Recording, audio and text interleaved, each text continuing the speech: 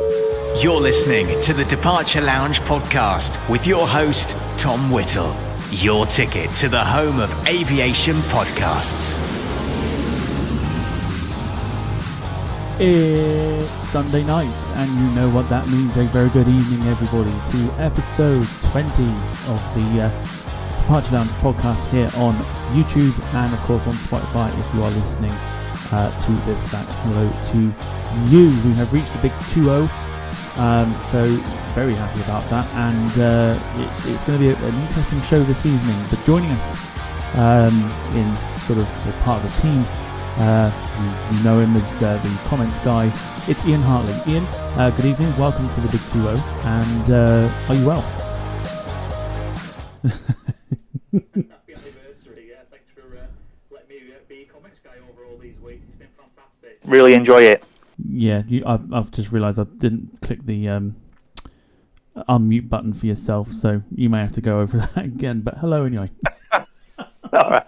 Hey Tom, happy 20th anniversary, and thanks for letting me read your comments and be part of this brilliant podcast over the last few weeks, over the last 20 weeks. It's been fantastic. Oh, amateur. That's what it is, amateur. But no, you're more than welcome. You know, I was going to say something, but I thought... No, I mean, I know you well enough to know you were going to say it anyway.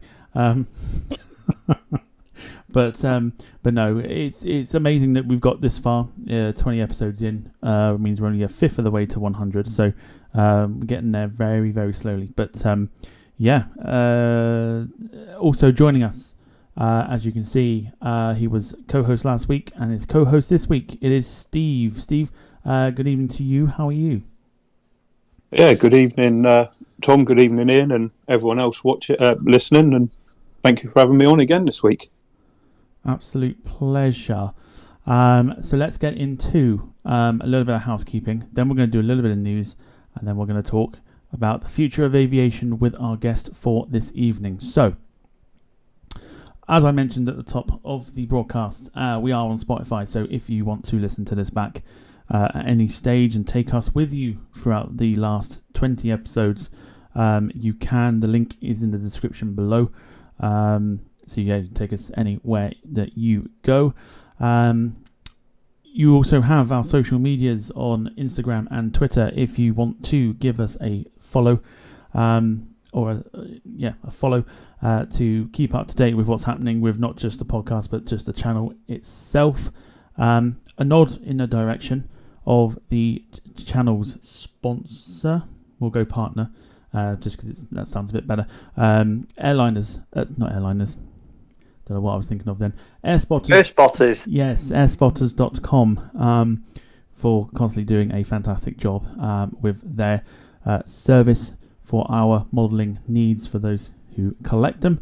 And of course, if you wish to be a guest on the show at any stage, drop us a message on our socials and we will get you on the show. We encourage anybody to come on, whether you have a background in aviation or you are just simply a plane spotter and just love aviation. Give us a shout. We will get you on the show. Right, shall we get into some news? I would like to start off with what we were discussing sort of before we went onto the air, which is, of course, the news that Qatar have grounded 13 of their A350s due to degradation in the fuselage due to the paint.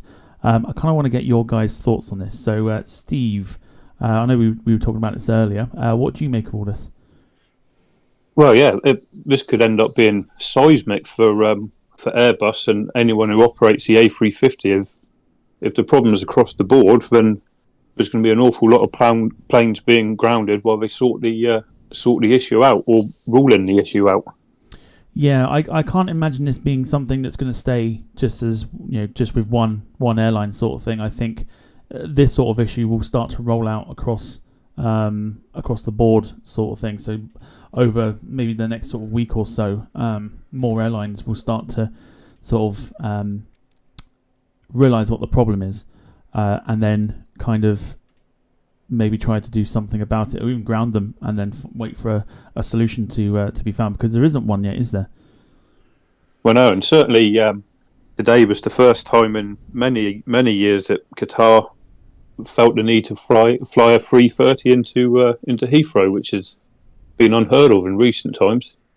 Yeah, it's been a long time since Heathrow saw a passenger A330 going in there from Qatar. But yeah, it's interesting. Now, I know you've got a bit of an opinion on this one because, like I said, we were chatting about this before we went on to the air.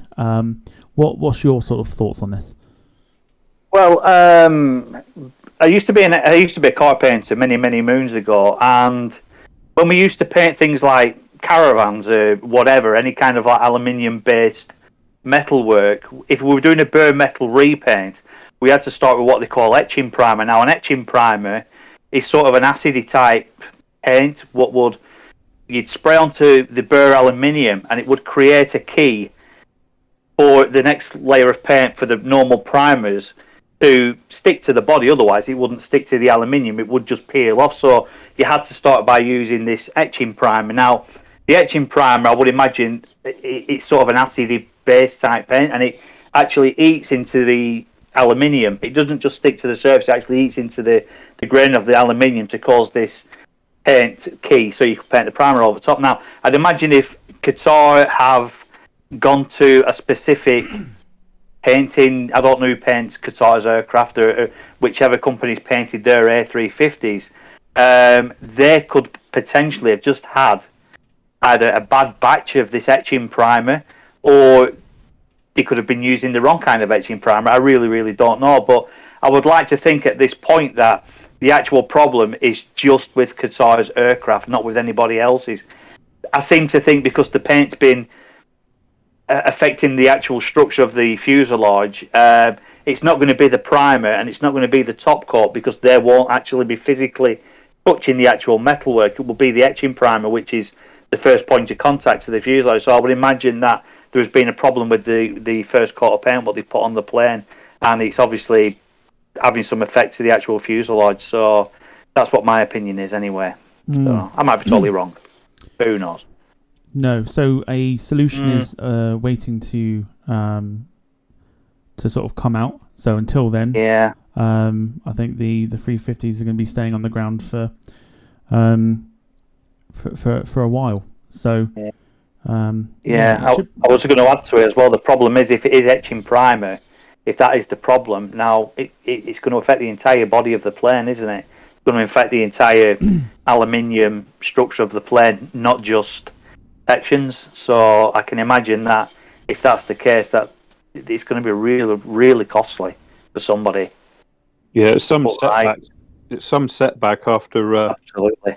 After what we've sort of had to go through, loss of passenger numbers, loss of sort of aviation in general, to then, Qatar obviously are going to have to fork out for the investigation, and then maybe to fix it, it's money they could do without having to allocate at this point in time, that's for sure.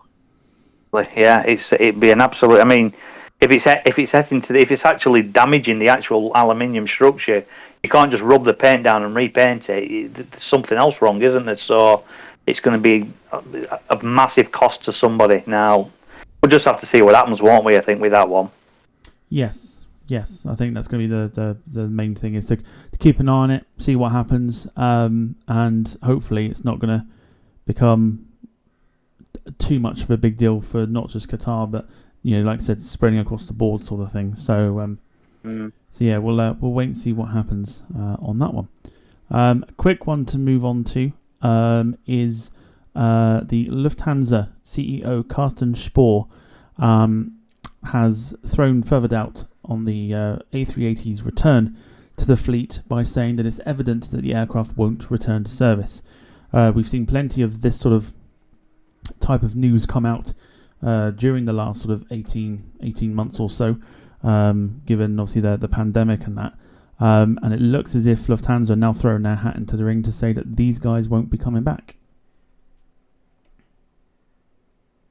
The A380 is going to end up having one of the shortest lifespans ever, isn't it? I think the first flight was 2007, so it's going to last 14 years, if that. It might just be sort of the Middle Eastern countries that choose to fly them, but everyone else seems to be sort of ready to retire them already.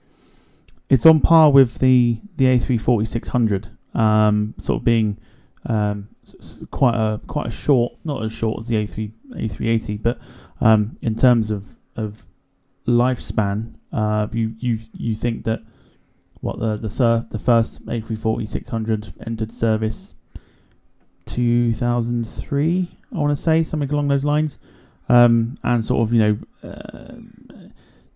14, I mean, you imagine airlines that have retired them quite early on, airlines like Qatar, Virgin, Etihad, things like that, a couple of years ago. You're looking at about 13, 14 years, something like that. Well, yeah, there's just not the economic value, is there? The price of aviation fuel, like compared to a 350 or a 787, they're just not worth the money, are they, financially? Especially for quad jets as well, considering that's going to be no longer viable, sort of thing. So, the era of the quad jet seems to be sort of fast reaching its end. Yeah, no, absolutely. The CEO, Carsten Spohr, said, "On the fleet, we'll be taking away 9 sub-fleets over the next years. If you would rather confine that to long range only, the A380 will obviously not come back. The A340-600, as we were just mentioning, and we mentioned a couple of episodes back that the Lufthansa were bringing them back, will only be brought back for 2 years to make sure we have enough capacity in Munich, including the premium cabins, until that is replaced by more A350s. So, I mean, whilst it's good news as well for plane spotters in Germany who will be able to see the A340-600 for a little bit longer, the 380 is, I mean, I said this a while back, but it's almost like it's a plane for the times, but it's also the wrong time for it to be out, sort of thing. Yeah, well, yeah, it's just high demand aircraft, wasn't it, at the time? Sort of, you could fit an obscene amount of people on it compared to what was around it at the same time. And that was obviously its purpose, but it sort of became outdated very quickly. Yeah, it's a shame that it's sort of right aircraft, but wrong sort of time frame, really, for it to. I just add a bit to what you're talking about as well. Lufthansa are actually in total are reintroducing 747-400s back into the fleet as well. I was just reading. That's right. Yes. So that would have an impact on the 380, wouldn't it? That would be, I suppose, to cover as well at the same time, to cover the the not to say demand or anything, but just to cover their ground, sort of thing. But yeah. Lastly, for our bit of news, now as we know, STOB Air went under a couple of weeks back. There's now been an agreement signed with Aer Lingus for startup carrier Emerald Airlines to sort of be the replacement for STOB Air, and it will. It's been selected to do the regional operations. The signing is for 10 years, and it's starting in January 2023. Now, I suppose in terms of this for like spotters and stuff, places like Bristol are getting bigger aircraft for like Aer Lingus routes at the moment, and they'll be in place until Emerald Airlines finally sort of start operations. They have said it can be sooner. It will probably be, they'll start operations a little bit sooner if they can, but January 2023 is what we're looking at. So it's going to be interesting. I think they plan on using sort of the same aircraft like the ATRs, so by the end of 2022, the airline CEO says that they should have 14 aircraft in service with 400 staff. So at the same time, it's also a really good recruitment process to get people back into aviation as well. Yeah, no, absolutely. It's a shot in the arm, isn't it? Rather than sort of the continuous bad news of Monarch, Flybe, or whatever, it's nice to hear that there's a carrier that's sort of got green shoots after hitting the wall, as it were. Yeah, it's gonna be good to see a different airline sort of take over and that, and like I say, places like Bristol and places that are used to like the ATR operations will be getting like the A320s and maybe on the odd occasion something a little bit bigger. So it's something different for a lot of people to see that are used to the regional aircraft and things like that. And who wouldn't fancy a trip across from like Bristol or something like that across to Dublin in a 320 when you're so used to sort of the ATRs and that. The 320s, like the Neos and that particularly, the Aer Lingus, I'm a real big fan of them. So if they can operate sort of a similar aircraft, that would be brilliant. It's definitely a good move on their part. But yeah, that will round up the news for this week. So what we will do, we will introduce our guest for this evening, and we've got a very interesting couple of topics for this evening, including future aircraft, which will be fascinating. We were chatting off air about sort of some concepts and stuff, but let's bring our guest on anyway. He's known as Jones Aviation, and he is here to talk about flight sim and the future of aviation. It is Liam Jones. Liam, good evening to you. Are you well? Yeah, I'm well. Good evening, and hello to everyone watching the podcast or on Spotify. Fantastic. So if you've got any questions and you're watching live on YouTube and you've got any questions for Liam, bring them into the chat and we'll get them read out throughout the evening. But let's start proceedings off. Now, you said to us that you would sort of like to talk about flight simulation before moving on to like the future of aviation and sort of the modern day aviation. What kind of flight sim do you go on to? So I usually use either Microsoft Flight Simulator if I want to fly like an A320 or do VFR flying, because the graphics are just amazing on it. It's just an amazing simulator. But if I want to, I'd usually fly like a set. If I wanted to fly Boeing or Concorde or any aircraft like that, I'd use X-Plane because it's the flight physics are quite good. But yeah, I was using X-Plane just earlier. Did a flight from Heathrow to JFK. So yeah, they're the two main sort of flight sims that I like to use. And how did you get into it? Like, what do you remember? What the first one you sort of played was? I'm gonna say that it's quite an interesting one. It's a short but interesting one. So there's this. Do you know where Woodford, just south of Manchester Airport? I don't know it myself, but I'm sure Ian does. Yeah, Woodford, yeah, the Avro Heritage Museum. I'm not familiar with it, I'll be honest with you. It's just south of Manchester. It used to be the Avro actual airport, and I went there for a day thing there. They had this flight simulator running FS 2004, and I thought that is just cool. And I was interested in it in ages, and then my friend had one who was in the Air Cadets, and he let me try it out for him a few days, and it was FSX. And it was just amazing. So about a year after, my dad bought me Flight Gear, this flight sim for my laptop. And then as time went on, I went to FSX Steam Edition because he'd bought me this Steam gift card. And then was it my nana who bought me X-Plane 11? So then I got X-Plane 11, which I thought was just amazing. I learned so much stuff off X-Plane, like FMS programming, autopilot basics, all that sort of stuff. And then in December, I got Microsoft Flight Sim, and I've used that now in X-Plane, and I've learnt a terrible lot of stuff about most of the aircraft on the Sims anyway.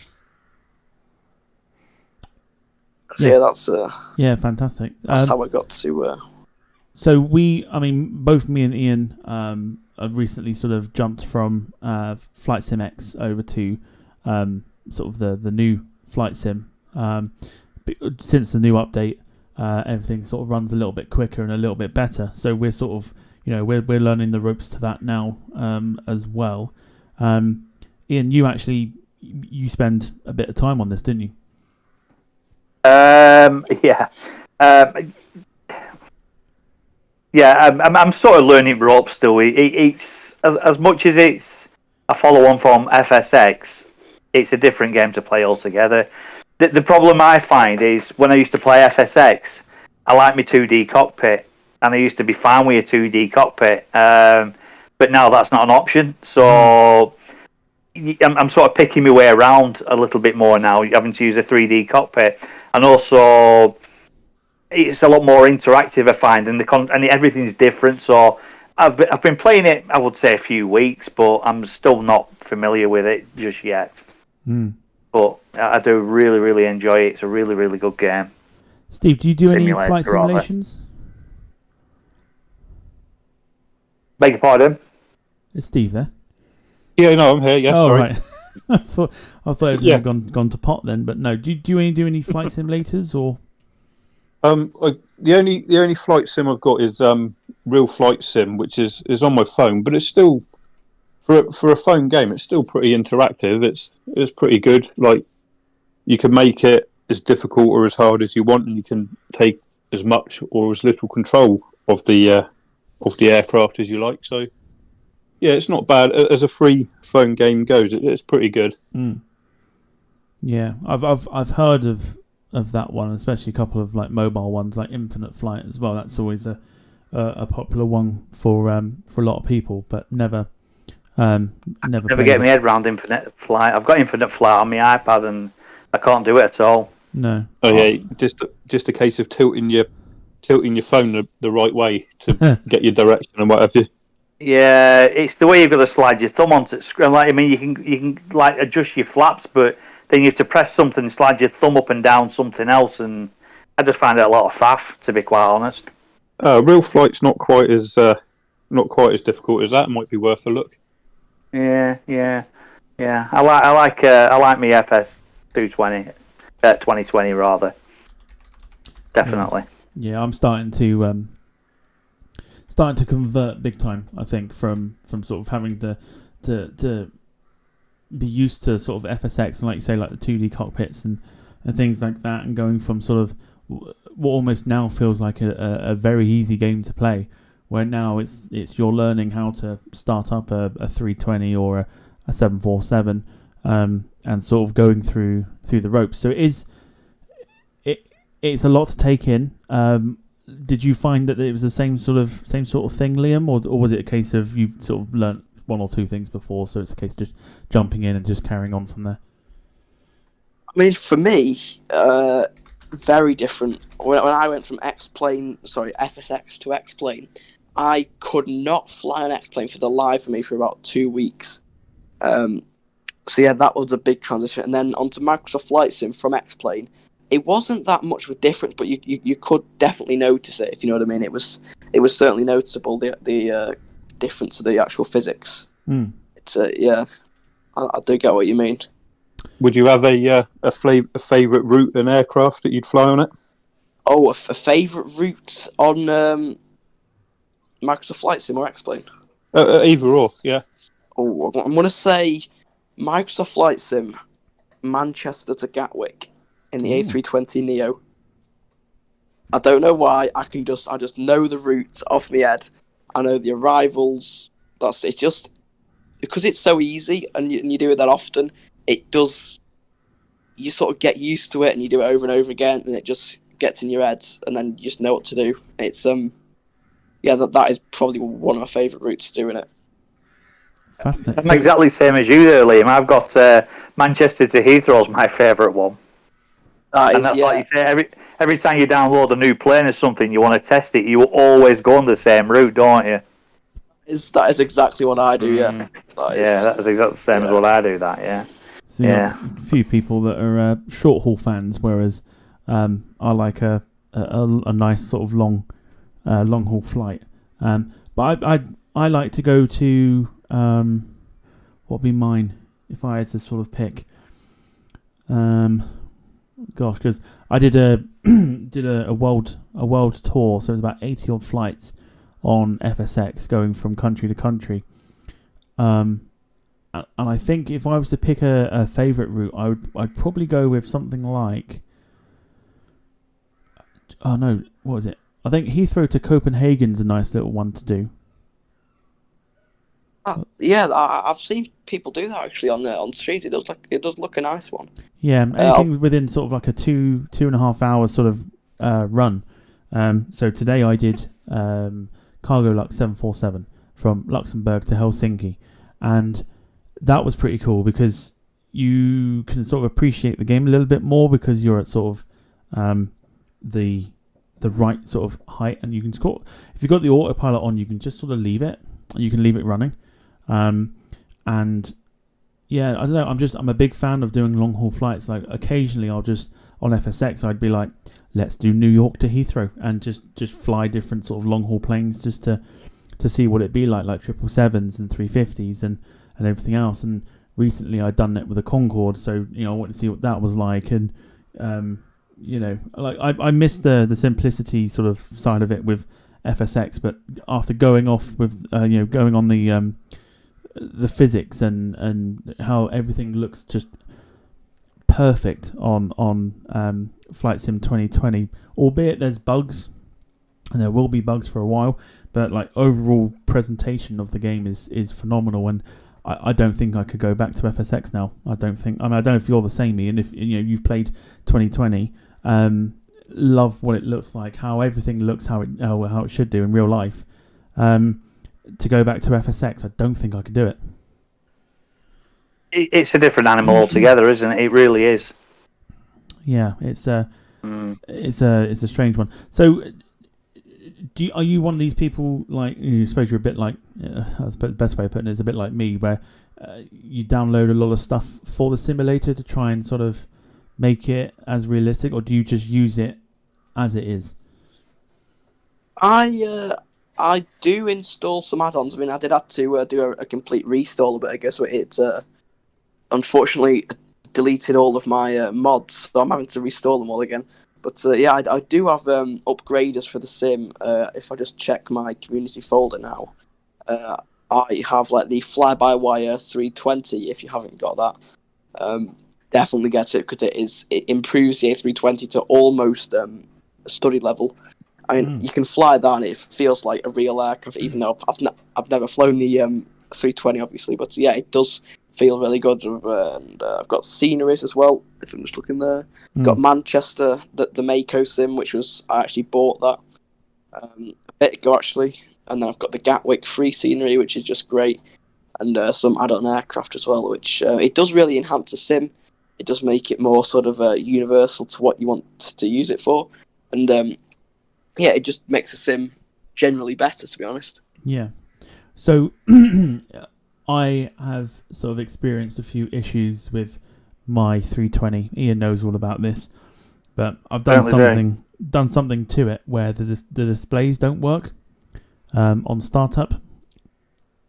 So I've been trying forever and ever to try and fix it, but I can't seem to fix it, and I don't know what I've done. I don't know what I've done, but I can still fly it with, it's not a problem because they've got the feature of the heads-up display on the sort of the external view, but I cannot for the life of me wonder or think what's happened for me to not be able to get any sort of displays, like the horizontal display or anything like that. So I've got no idea.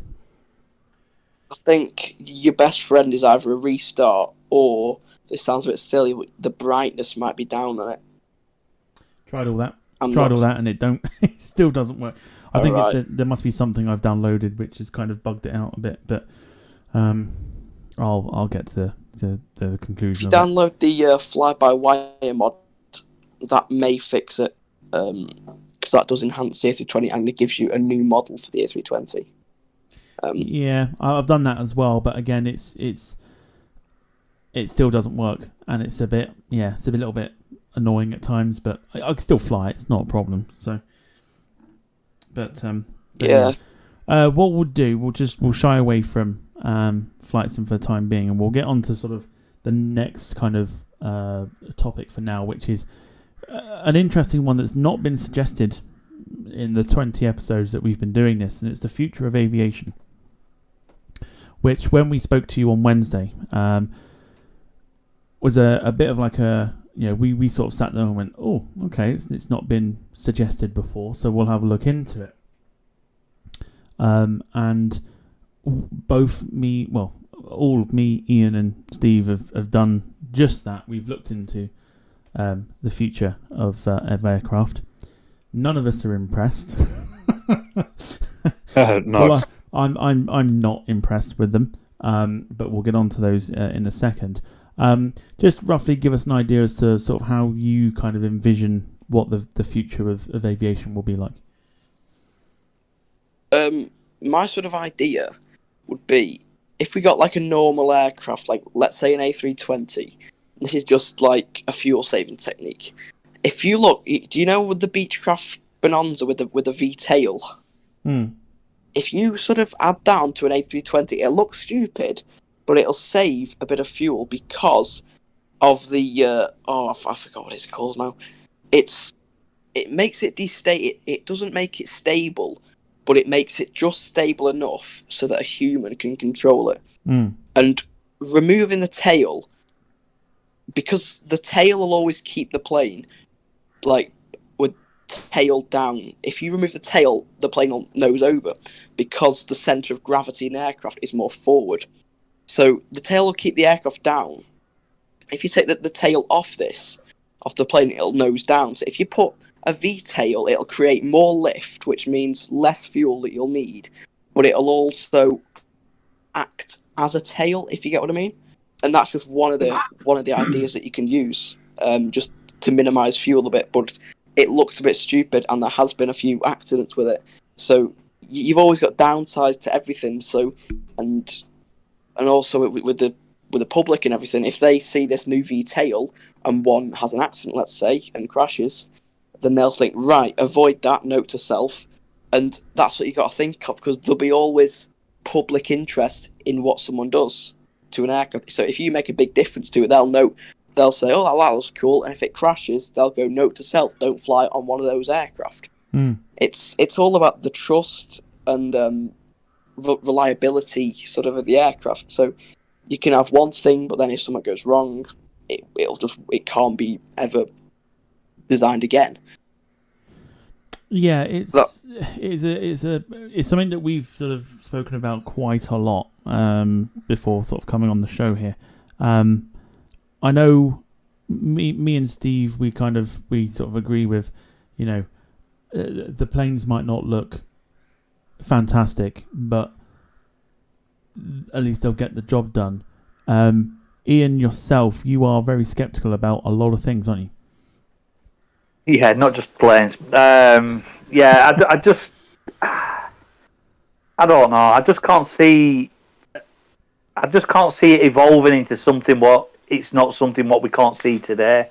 I just can't see it happening, because I mean, I understand what you're saying about the V-tail and creating lift and things like that, but it's not just the V-tail what's going to have to change. You can't just take a tail off a plane and stick a V-tail on and say that'll do.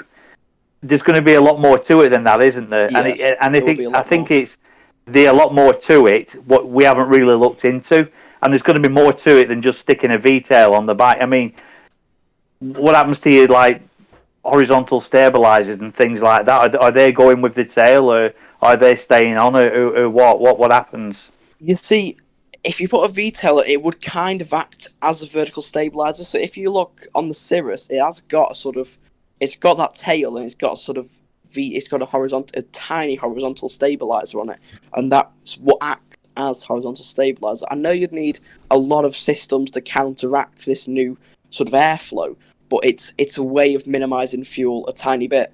And when you get these V-wings and everything, they're all good, but they're not. There's always sort of a downside to them. Like you get that the V-tail, where the gravity in the lift is spread out perfectly almost, and then tube and wing aircraft, you always get the sort of drag in between the wings and the fuselage, where you're going to have to put sort of what's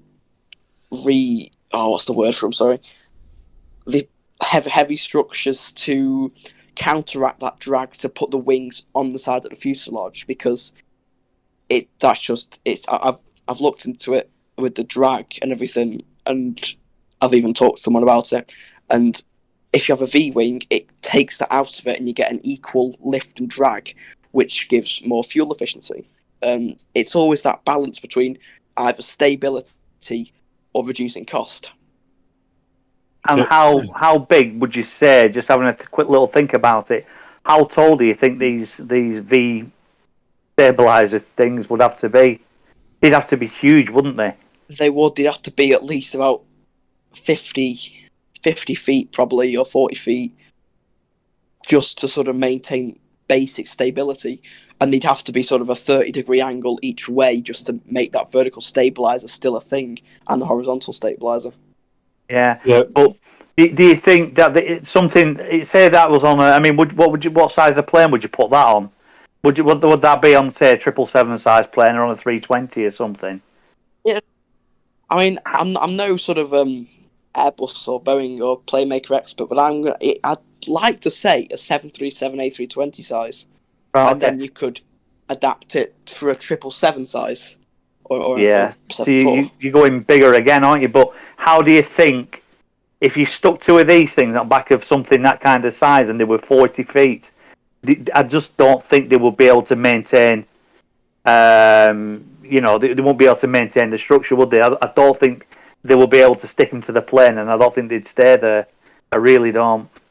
Personally. This is the thing. That's so. You can't just put that tail on and have done with it. You have to sort of redesign a lot of other key features to fit that on, because when you get the horizontal stabilizer, that acts as a sort of push down. So you're going to have to design a wing that's, pitched up slightly by about 1 or 2 degrees, just to sort of maintain that lift and reducing the use of the horizontal stabilizer, because that's what keeps it level. And without that, you can't really fly. So there's going to have to be a lot of thinking about it, and a lot of perseverance with it, and especially with these supersonic planes. I mean, first of all, we need to sort out subsonic aircraft before we move on to supersonic, the next level, because it's getting ahead of everyone, isn't it? So you can design these supersonic planes, but you got to think of the subsonic first. That's right, and I think sometimes when you're looking at structures like this V structure or any other structure, and you're saying it's going to improve on fuel efficiency. I mean, the amount of fuel efficiency it would generate, would that be a significant saving in relation to the actual cost of development and actually constructing this thing? That's another thing you'd have to look at, isn't it? Yeah, I would say over about 10 years maybe, or even 5 years, if it really does expand, it will sort of break even and you'll get profit from it. But it'll reduce the fuel, I'd say, by about 30-40%. If you get what I mean. That's a significant saving if that could work, isn't it? Yeah. Sorry, go on. Go on, sorry. No, you go. I'm going to say so. It's like you get that out V-tail, and if you can make a plane that can get 30-40% of the fuel emissions reduced and price reduced, airlines will buy your aircraft, and that's the key thing in concepts. If airlines see that significant change and they see the facts on the board, they will buy it. Yeah, I was going to say, certainly when you do the research, the carbon footprint is what they're all pushing, particularly Airbus on their website. It is all about the carbon footprint sort of going forward from this point, that's for sure. It's because of all this, because if we carry on with all this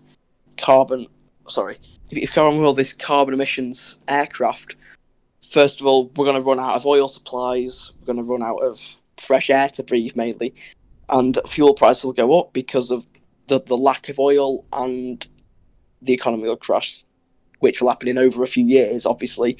But we need if someone can make an electric plane that works, people will buy it.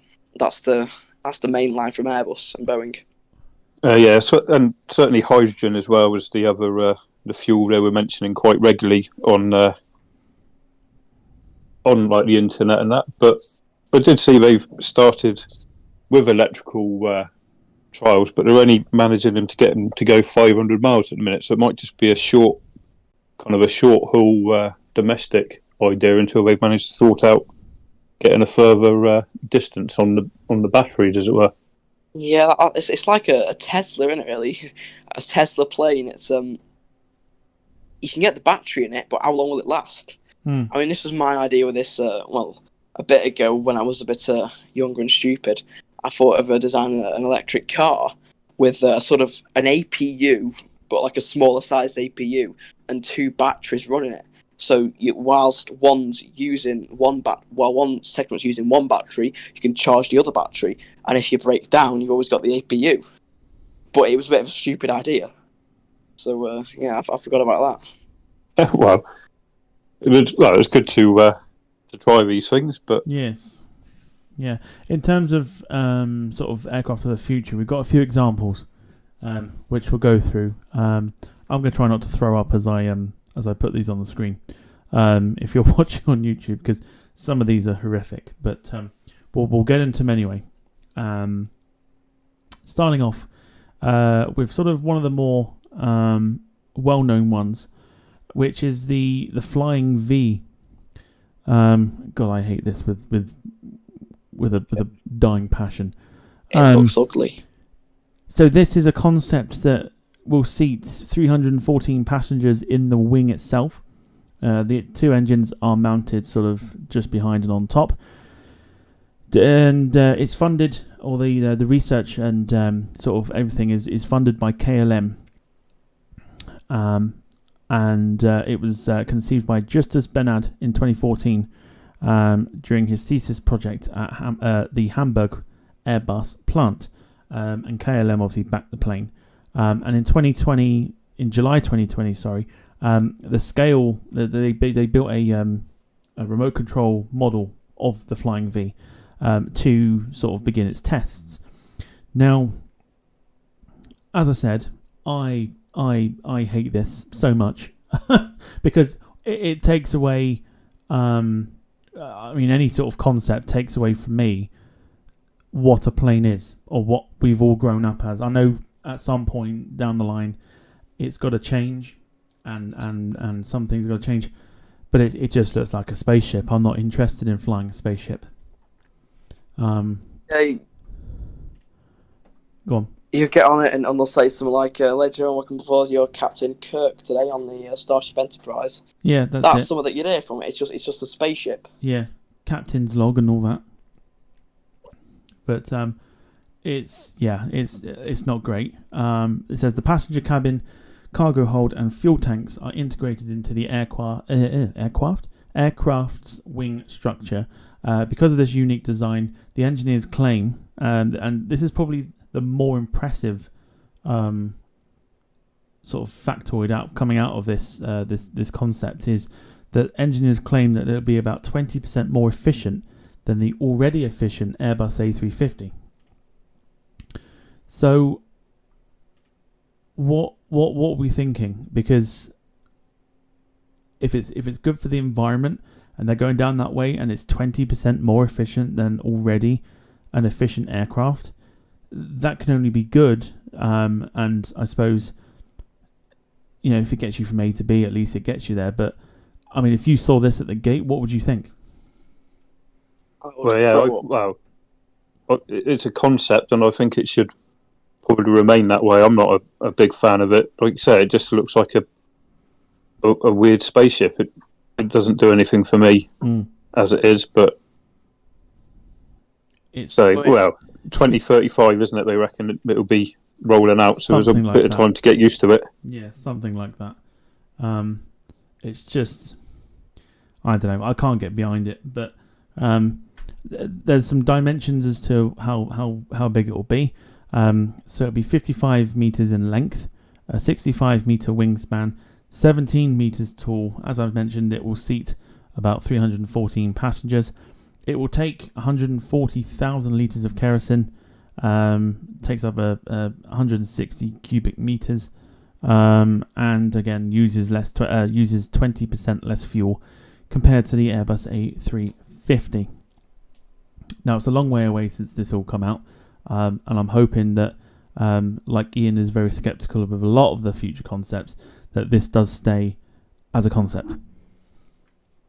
Yeah, I tell you, from above, it looks like a frog with its legs out wide.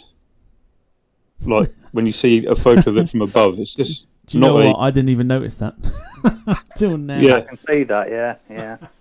Yeah, it just looks like a frog that's been run over. Oh, it's riveting stuff, honestly. Oh, I've got a good question for him. Where's the centre of gravity in that aircraft? you know, Liam, I was thinking the exact same thing. I know it's just you can put a concept together, but whether it'll fly or not is a totally different story. I mean, how will that gain lift? Look at the tiny bit of wing space that's actually gonna make lift, because you can't make the whole thing look like a wing, can you? Because that's just minimising the fuel and the passenger space, isn't it?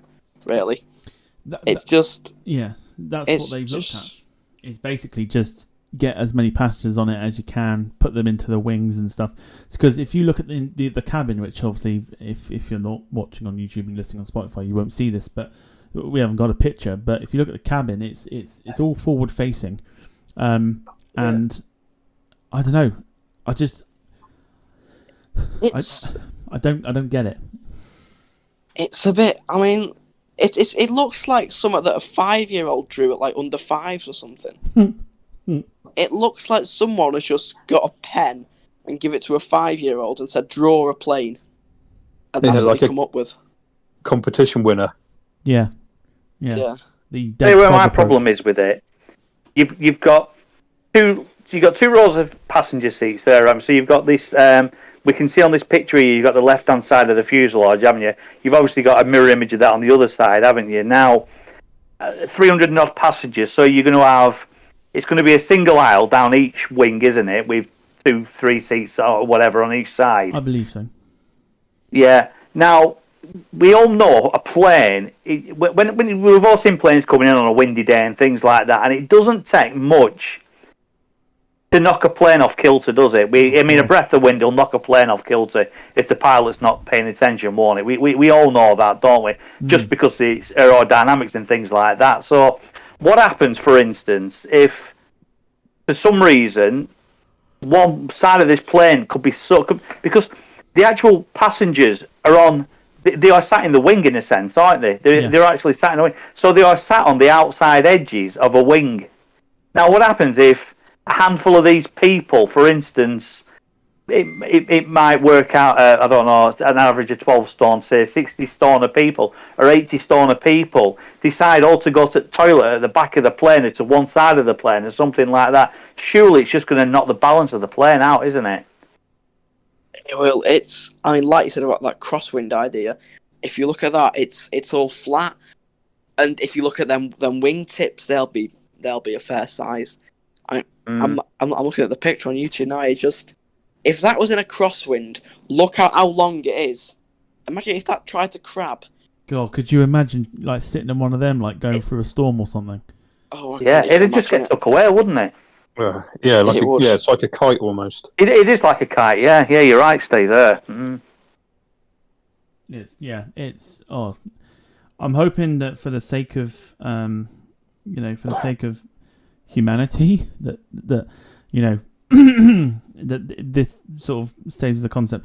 We've seen a couple of sort of things come out that sort of are very similar shaped, and then nothing comes out. Obviously, like military purpose as well, you see sort of aircraft that have got this similar shape and nothing happens with it. So, will it be successful? I mean, if you think about what we'll talk about in a couple sort of aircraft time, with the Boom Overture, which United Airlines ordered, that already is gaining momentum, and the only ones that have ordered that is like say United, and KLM are interested in this. So I don't know. I mean, imagine pulling up at the gate and you've got the option of flying 777, or if it's a short to medium haul, a 737, and then you see that you're flying this instead. I think I would probably pick the 737 all day long and cancel my flight. I mean, I would choose a 73 over that every day of the week.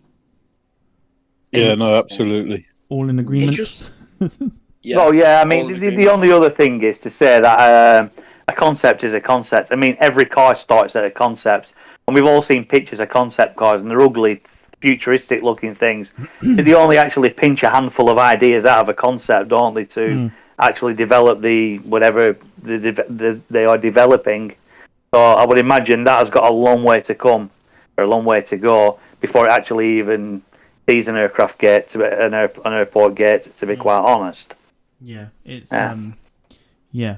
I mean, I'm looking now at a picture of the cabin and stuff. The forward sort of section behind the cockpit is going to be like 48 business class, 6 abreast. So, it's they'll just basically, it's just a V shape in terms of how the cabin will be laid out. So 266 economy seats, 10 abreast, and I mean, you're going to be packing them in like sardines sort of thing. So it will be, fingers crossed they don't sort of bring this out. But, well, I suppose we'll just have to wait and see, I suppose. But it's hideous, basically. I think that's the conclusion we're all coming to, is that it is a hideous aircraft. Bad idea. Yeah. Yeah, I second that. Fantastic. There's going to be a lot of head banging in terms of banging my head on the desk each time I bring a new picture up. But I think you'd only be able to have emergency exits on one side as well, wouldn't you, on that? Yep. Yeah. You couldn't have them on either side of the plane, could you? Well, I think you'd have to if you're going to split it, because you imagine you've got an emergency, you can't run down one aisle and then cross down to the other aisle just to the exit. What I mean is, on a normal aircraft, you've got emergency exits on both sides of your fuselage, haven't you? Yeah. You know what I mean? So you've only got one side, in a sense, haven't you, to get out of? There's not going to be 2 lots of emergency exits down each fuselage, is there? They're not going to be on either side of it, are they? Because you can't jump out into the middle, can you? No, very true. Very true. So quickly before we move on to the next one, Rob Brown Planes Point says, "Evening guys, hope you are well. We are very well indeed." I'm speaking on my behalf. Everyone's well? Yeah. Yeah, all good, not thank bad. you. Yeah, all good. Yeah. Bit of an headache, but I can live with that. That's That's concept for you. these future aircraft, yeah. Yeah, it is. It's only going to get worse. My glasses as well. It's only going to get worse. Right, so moving on. Now, Steve mentioned when we were talking about Airbus aircraft, the hydrogen side of things. I don't want to click it, but I'm going to anyway. So, the concept from Airbus, and it's one of many, but we don't have enough time this evening to kind of go through each and every single one of them. I'm also aware I have also spelt turboprop wrong, but we're going to ignore that. The Airbus ZeroE, these are hybrid hydrogen turbofan, turboprop, and blended bloody wing. Again, blended wing aircraft. I don't see what the fascination is. I really don't with blended wing, but these aircraft are going to be used for sort of just the eco side of things, really. Who'd like sort of first dibs as to kind of talk about why this one's going to hopefully not be in existence? Sorry, go on. I was going to say, it's just that jet, not the stealth looking bloody sci-fi thing, the one that looks like an A220. All they've done there is took an A220, made the nose a bit funny, made the tail a bit funny, made the wingtips a bit funny. It just won't. No, it just won't work. It's just it's going to be the same amount of passengers an A220. You may as well re-engine the A220, and for that sci-fi looking thing in the middle, just no. Don't even go there with that. It's just It looks like somewhat of Star Trek. That thing in middle reminds me of what Richard Branson drops off his 747. I mean, if you've got to pick one, to kind of say it could possibly work, and there's probably a market for it, I would go with the turboprop. I think for like your more regional things. I think sort of because they are short flights, and if you want to try and keep it as clean as you can, that will probably work. And I think there'll be a lot of airlines interested in that one. It still looks hideous, but it will probably work the most out of the horrific blended wing version, and I don't even know what we want to call that. It's like a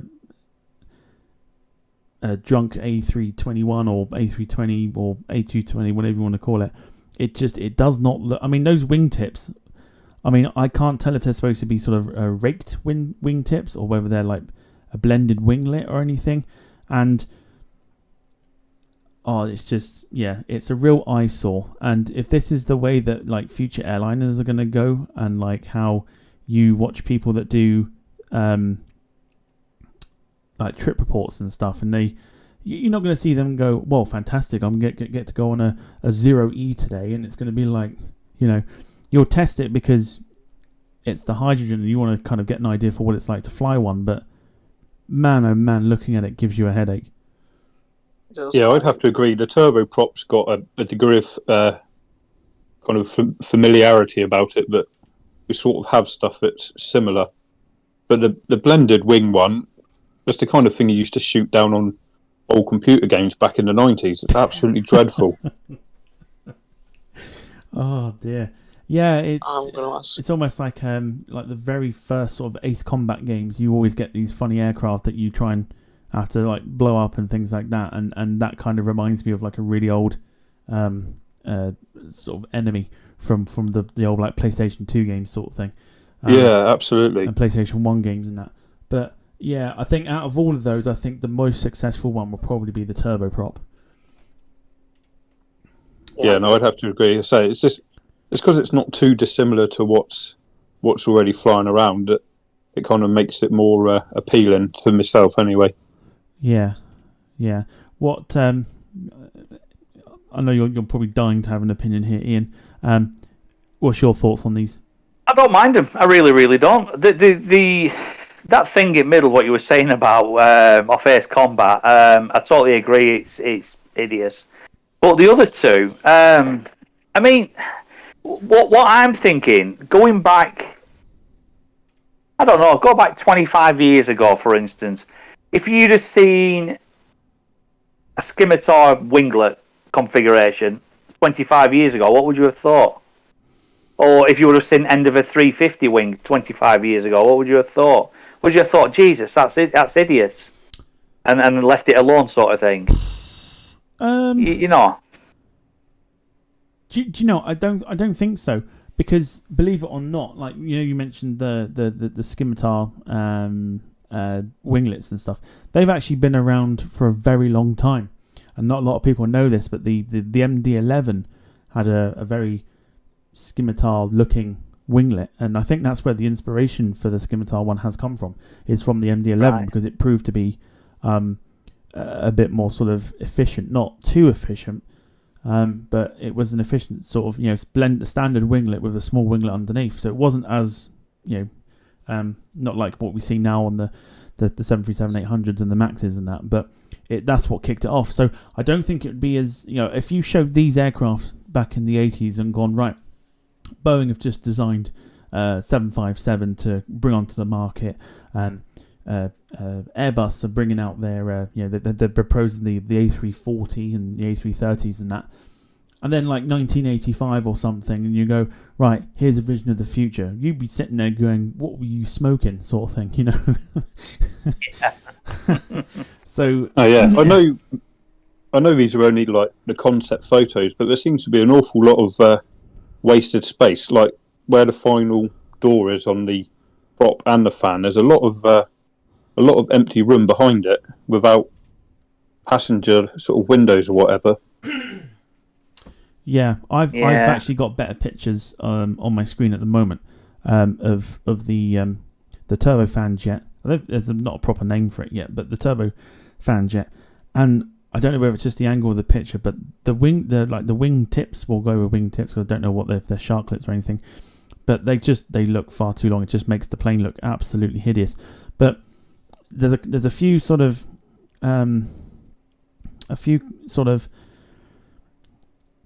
I'm just trying to think specifications which we can go through, so it gives you a bit more of an idea for what they can do. So the turbofan design is looking to the 120 to 200 passenger market with a range of 2,000 plus nautical miles, capable of operating transcontinentally and powered by a modified gas turbine engine running on hydrogen rather than jet fuel through combustion. The liquid hydrogen will be stored and distributed via tanks located behind the rear pressure bulkhead. So essentially, it's kind of like a clean, like a 321 Neo, by the sounds of it, if it can operate like transcontinentally as well. So you're going to get enough range out of it,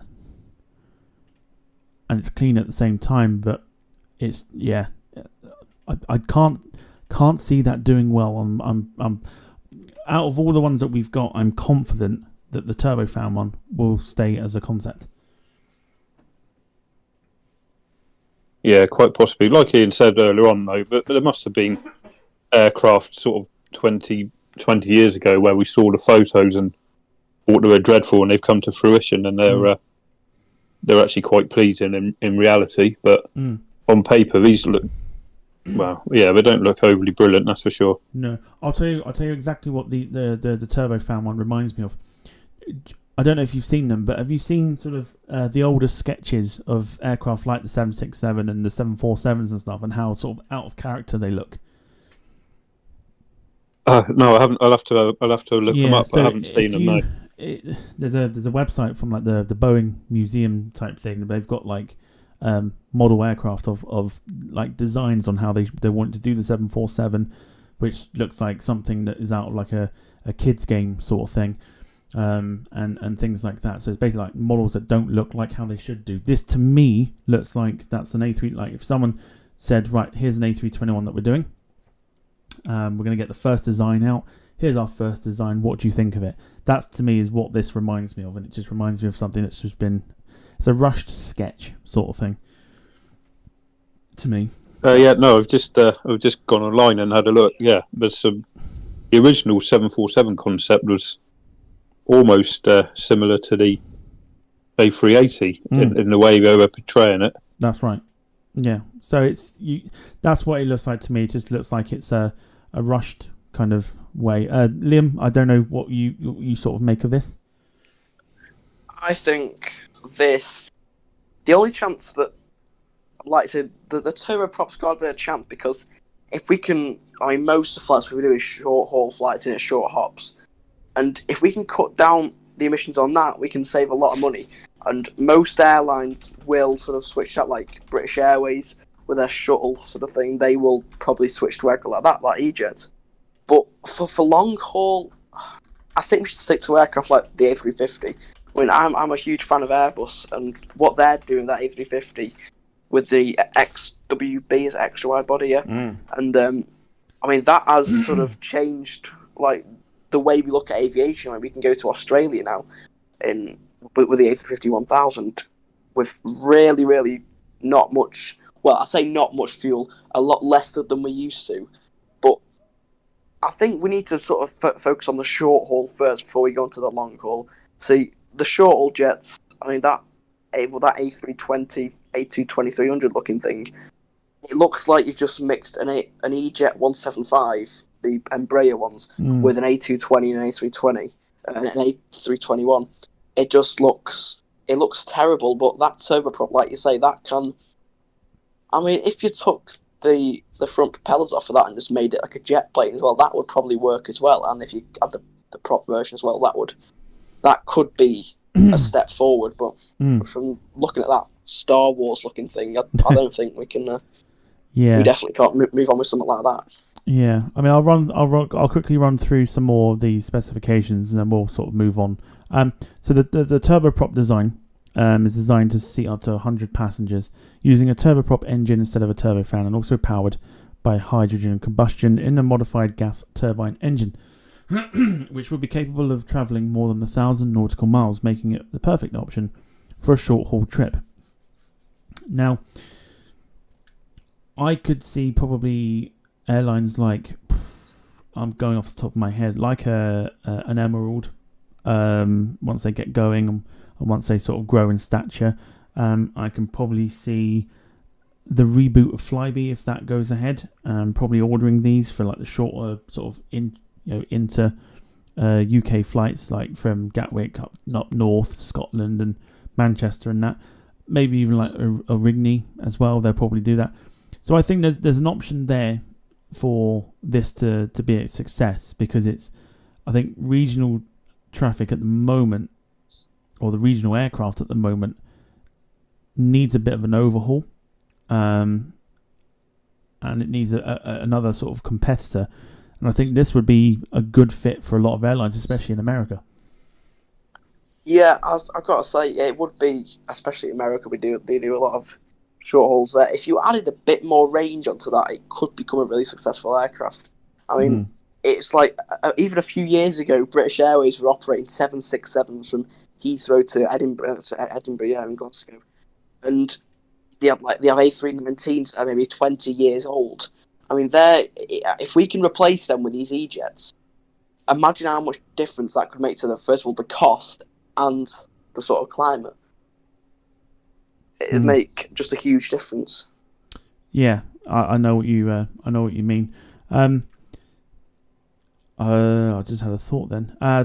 So the one thing that sticks to mind, which is a bit of a problem, is 1,000 nautical miles. And the one aircraft that comes to mind is one that was from, I think, the early sort of 70s, which was the Dassault Mercure, which also had a range of about 1,000 nautical miles, which also wasn't seen as viable. So this can go one of two ways. It can either be a success and, clean is the way forward, or it can go down what I call the Mercure way, which is the idea is great, but there's no market for it, and there's no real need for it. So I'm hoping that pendulum swings towards it becoming a success, because I think out of those three, that one for me is the better looking one. Yeah, I've got to admit, with the turboprop does look. It looks like something that you'd see at the airport like now, wouldn't it? You can just see it, can't you? So just landing at, I don't know, Manchester or something. It just fits in. Yeah. Yeah, no, I agree with that. Yeah. And lastly, the blended wing body design. Again, there's up to 200 passengers. So again, the same sort of number as the turbofan design, in which the wings merge with the main body of the aircraft with a range similar to that of the turbofan concept. The exceptionally wide fuselage opens up multiple options for hydrogen storage and distribution, and for cabin layout. So a little bit sort of the same sort of way, I would say, in terms of the Flying V, in terms of how they would lay the cabin out. Maybe not obviously in the wing, but you wouldn't have them seated sort of across that wide body. You'd put them in like a V formation and have like some tanks and that just stored underneath, kind of thing. I can't see that gaining any ground. I can't see that gaining any sort of momentum to sort of become a reality. I think that will probably more likely stay as a concept. I think out of those three, the turbofan, turboprop, and the blended wing is probably the least likely to become reality. Yeah, I've got to say, with a blended wing, no pun intended, it just won't take off. Look, there's no windows, and passengers don't like it when you've got no windows on a plane, because you feel enclosed, don't you? Yeah. I couldn't live with that. I couldn't. I have to be able to see where I'm going. So yeah, you wouldn't see me on one. Yeah, I was looking at the actual profile of it. I was just looking on the on internet just then, and if you look at its side on this the blended wing, it's got the same profile as the the B2 Spirit. Oh yes. Yeah. Yeah, Okay, it's got a very similar profile to that. Yeah. Okay. So that sort of gives you some inclination of where they're getting their ideas from, and I suppose. Yeah, it's it'd be interesting to see what happens in that group, whether they just stay as concepts or whether they actually do come to becoming reality. But let's get on to probably the best looking out of the bunch, and one that actually is coming into reality, which is the Boom Supersonic Overture. So essentially Concorde 2.0.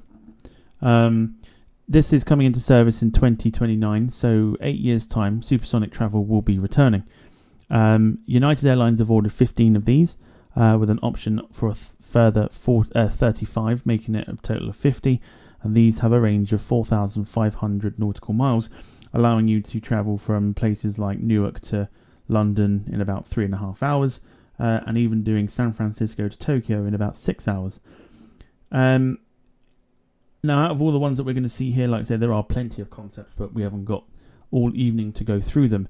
I would hope to see this as a success, and more of a success than Concorde was, given obviously the issues that Concorde had at the time. This is obviously more eco-friendly. What I'll get to you in a second, Ian, because you are very sceptical of this, and we'll get your opinions and as to why in a second. But Liam, success or not? I've got to say it will be I'd like to say it'd be a success. It just looks smart. It just looks like the kind of thing that you would see taken off from Heathrow or Newark, because United can't fly from JFK. But it looks the piece. Sorry, I mean, the only problem I haven't got with it is it doesn't have afterburner. I mean, I know that's why it succeeded, because it hasn't used much fuel. But if they could put like some sort of thing in the engine when it's taking off, just like you'd see on Concorde, just to make it look sort of like Concorde, that would be amazing. That would put the cherry on the top of the cake for me. But yeah, it just looks smart. That's what the only word I can really describe it, and it just looks like it could fly, definitely. Yeah, that's what I'd say. It'll be great to see sort of that delta shape once again in the skies. It's proposed to do Mach 1.7, which is 1,800 kilometers an hour. Obviously with non-afterburning engines, which will produce 15,000 to 20,000 pounds of thrust. We'll go to you, Steve. They reckon Boom Technology. They reckon that there could be a market for 1,000 supersonic airliners with business class fares on 500 sort of viable routes. Do you think this will sort of gain momentum as sort of more details come out? Yeah, absolutely. For nostalgic reasons, to see a supersonic aircraft taken back to the skies would be fantastic, because for me, aviation took a real backward step when Concorde had to stop flying. And again, reading up, Rolls-Royce have bought into the project. So I definitely see in this one being a success. I think the market for business passengers to do the London, New York, or Tokyo, San Francisco is going to make this as a successful venture for Boom. So they reckon that Newark to London, like I said, would be 3.5 hours. Newark to Frankfurt would be 4 hours, and of course, the Trans-Pacific flights would require a refueling stop, but San Francisco to Tokyo, which I think would need a stop anyway, is still 6 hours. So it's still a lot quicker than 12, 13 hours on a sort of a typical airliner. And yeah, they also reckon that by 2035, so 14 years time, there'll be a market for 1,000 of them. They'll be priced at about $200 million, which does seem a bit pricey.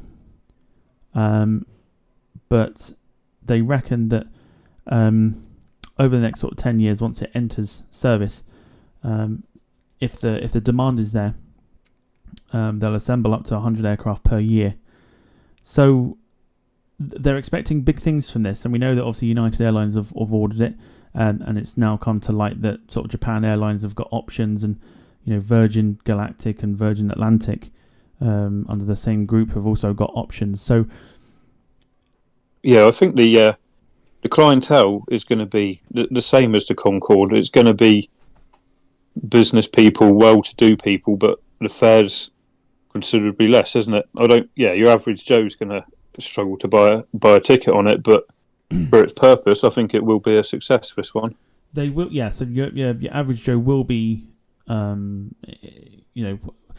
still not be able to afford it. But you imagine, Concorde being like $20,000 for a ticket, which is about 12, 13 grand or so for a ticket on Concorde.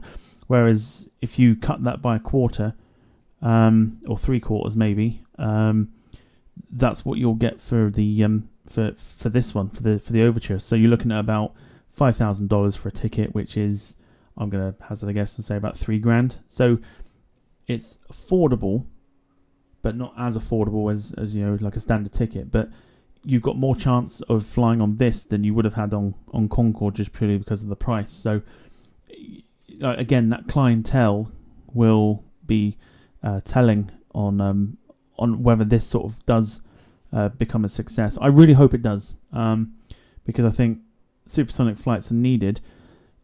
I mean, Concorde was probably around at the wrong time. Like it was probably well ahead of itself, and with the way that the things are today, and a non-afterburning engine, fingers crossed it'll actually do well for itself and go for more airlines than just the two that Concorde flew for.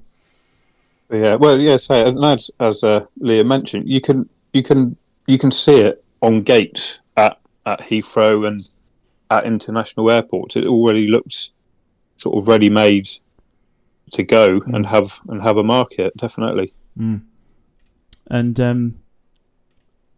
Liam, you're a big fan of this, aren't you? I am very much a big fan of this Boom Overture.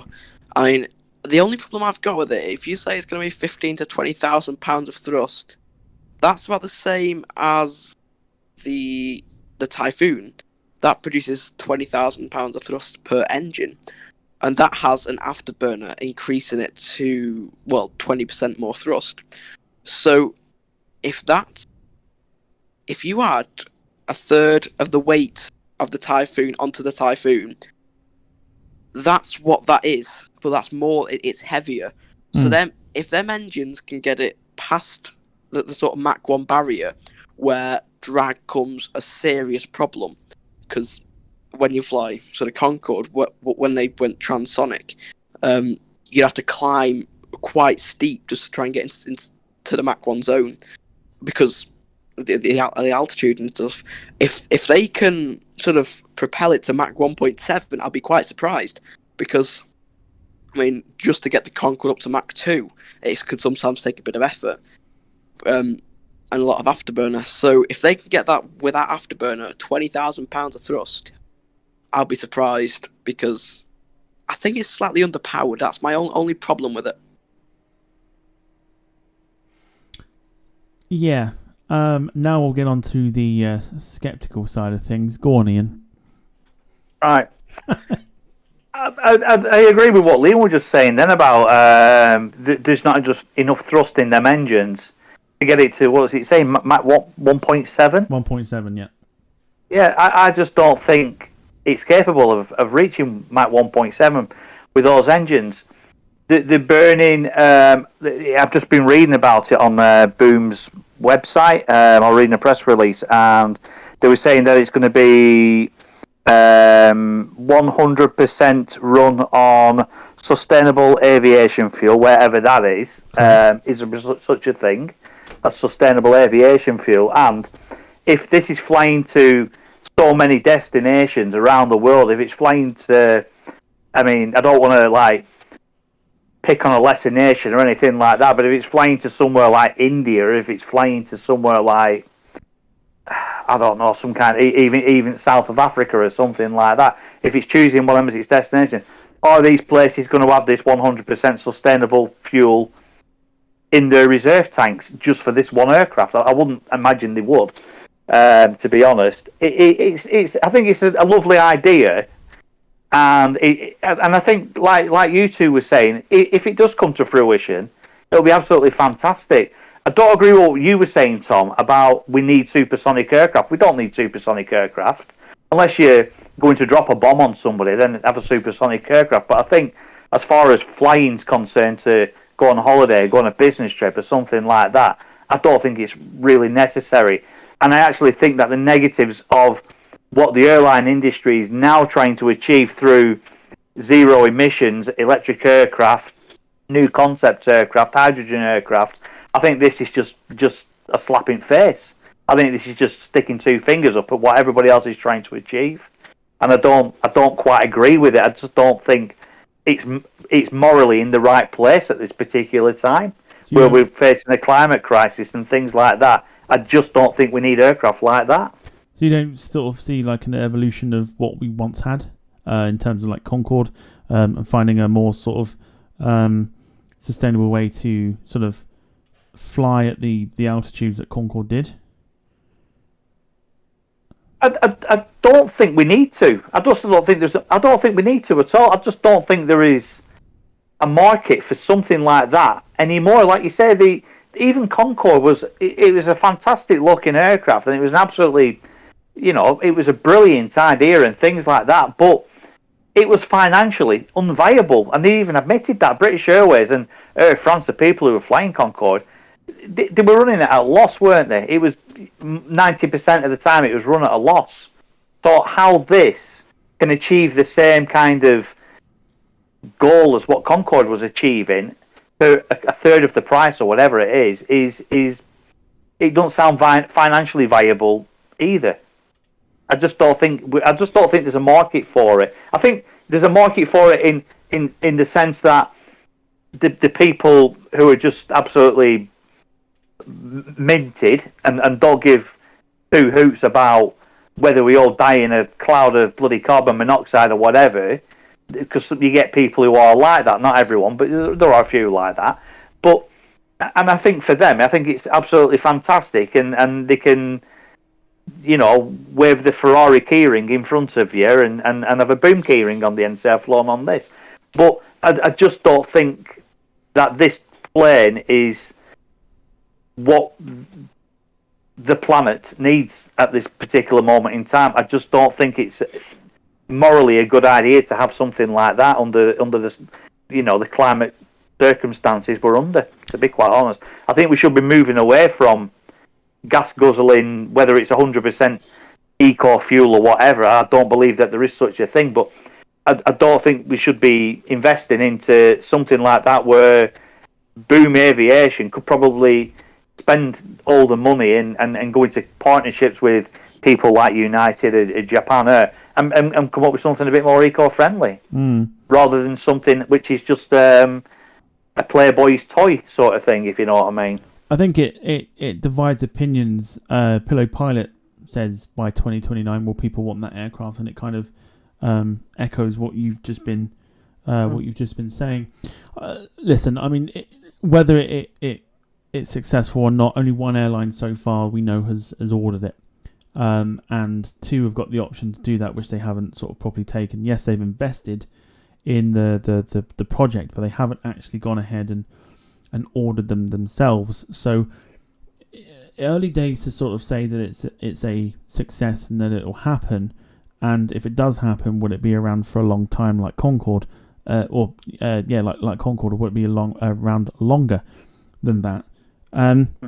I think in terms of this, I think we'll all sort of agree that it's kind of a waiting game. It's still 8 years away before we actually see the first one. So it depends on where aviation is then at the time, I suppose, and see if that sort of fits in, because I suppose it got to a point where Concorde was kind of not outdated, but it didn't really fit in at that time with the way that things were going, and obviously with what happened with September 11th as well. Obviously, didn't help with the price of fuel and things like that. So, yeah, we'll sort of see what happens and sort of judge it again in about maybe 10, 15 years time, I guess. Yeah, just going back to this sustainable fuel, reading a little bit online, they're claiming it to be 80% more, 80% less CO2 emitting than the previous fuels that they were using on Concorde. It seems an outrageously large claim. 80% less CO2 producing. I don't know. I really don't know how they do it, because I mean, you don't have a catalytic converter, do you, in a jet engine for a start off? So, I mean, there's obviously more to it than what we don't know. But again, it hasn't. It's got a 5,000-mile range as well, hasn't it? So, I don't know if it's flying anywhere. I don't know. I mean, you're not going to get to bloody Sydney in one go, are you? For a start. That's you definitely won't be getting anywhere far with it. But No. I mean, what was I going to say now? Pillow Pilot goes on to say, I know we say that it should be the next step from Concorde, but it is really a step back. Less seats and slower, so maybe it's not worth it. I mean, again, that's where the skepticism comes in with UE, and is, can it be done, and can it be, can Concorde be replicated in a more eco sort of friendly way? I think there's a degree of sort of generation on this. If you happen to have remembered the Concorde flying, like yourself and Ian, you're a bit kind of dewy-eyed to it, and if you're a little bit younger and you don't remember it, then the whole idea seems slightly more farcical, perhaps. I think that's a good point. I mean, for us that have seen Concorde fly before, this will be a huge nostalgic sort of thing. So yeah, of course we want to see it succeed, and we want it to be everything that Boom Technology say that it's going to be. But again, with it being sort of probably not for another, I would hazard a guess and say even after the introduction in 2029, you're still looking at about maybe 5 years after that to kind of be able to kind of judge it as to whether it's been a success or not, and whether more airlines have gone for it. So there's still plenty of time between now and say 2035, when they expect about 1,000 to be in the air, kind of thing, to kind of look at it and go, well, that didn't succeed. Now we've got Concorde 2.0, and it's a situation with Concorde all over again. So I think in terms of this, it's kind of way too early to kind of decide if it will be a success. But it's definitely a nostalgic trip for anybody that's seen Concorde before and things like that, and want it to succeed. But we'll just have to wait and see. Yeah, no, absolutely, that's right. Yeah. Yes. Well, we've got two more to go through, and unfortunately, the pretty side of things now takes a massive turn again. So we'll crack on with those. So if you do have any opinions on the aircraft of the future, get them in, and we'll read them out for the remainder of the time that we're live. Anyway, on to the next one, and God, this is. Can I just make one last comment about the Boom Supersonic? Go on then. Right, so you've got the Boom Supersonic and you've got an A350 or whatever, Dreamliner, takes off from Heathrow on a race to New York. What's the time difference between the two getting there? About 2 hours. About 2 hours, About 2 yeah. hours. Yeah. Yeah. But remember, at the time, what Concorde was used for, it was more business. So you could leave your house, go on Concorde, go over for a meeting, and then be back in time for dinner. That's the type of people it will appeal to. Yeah. If I'm perfectly honest, I thought this a bit ago. If you have a faster aircraft and business people want to be on the laptops or on whatever working, don't they, whilst they're on the plane, it's just more easy. If you've got to set your laptop up and all that stuff, if you're on like let's say a Dreamliner or something, you've got more time to work on that laptop than on that, because as soon as you've done a few things, it's time to pack up again, isn't it, for landing? That's another sort of aspect of it. Well, here's another sort of aspect as well, where Tom was saying just then you could get Concorde, go to New York, conduct a meeting, sign a deal, get back on Concorde, and be on for your tea. You can do that on FaceTime and do it 10 times quicker and save 10 grand in process. Exactly. I mean, I would love to see this aircraft become a thing, but there's no practicality for it. I mean, like, for the business side, there's not much practicality for it. It's basically for rich people from the south of England, maybe, or definitely not people from Yorkshire or anywhere above Birmingham. Lancashire. Well, I'll put it that. Yeah, I say, bloody hell, we're not all rich down here. Yeah, I'm south of England. I can't afford that. Don't worry about that. Yeah, God almighty. Crikey. We're not all ponces. But I don't know. They're not doing so bad in Yorkshire. You only have to watch Emmerdale. They're all minted on that, aren't they? Yeah. I bet they don't spend a penny of it, do they? No, that's very true. They have lumpy mattresses, don't they, where they sleep on all the money. It's like Princess and the Pea, but the Pea is just a wad of cash. Yeah. And we're not princesses, obviously. Let's move on anyway. Well, that's another story. Yeah, let's let's jump on to sort of the next one, which again, like I said, is I don't know. I don't see the point of it. It's new technology, but we'll go into it. Yeah. So this is known as the Boeing TTBW, which is Transonic Truss Braced Wing. I don't like this at all. I think this is, again, another pointless design. I can't see this one coming. But basically, they predict the entry of this type of aircraft into service in 2030, and sort of between 2030 and 2035. And interestingly, it's seen as an evolution from the popular 737 series, which at a very quick glance you can see, but I don't know, if the 737 was a human being and you were evolving into this and you sort of took a look at yourself in the mirror, you'd be thinking, well, I've kind of struck out of luck here, because what the hell do I look like, sort of thing. I'm not a huge... I mean, the thing is, you look at the picture. You've got the the wing, and then you've got that sort of the little truss brace that sort of goes onto the bottom of the body. If a wing of an for example, a Antonov 124 or a BAE 146, if you've got that over the wing, why would you need it? And why does the wing have to be that long in order for it to be on there?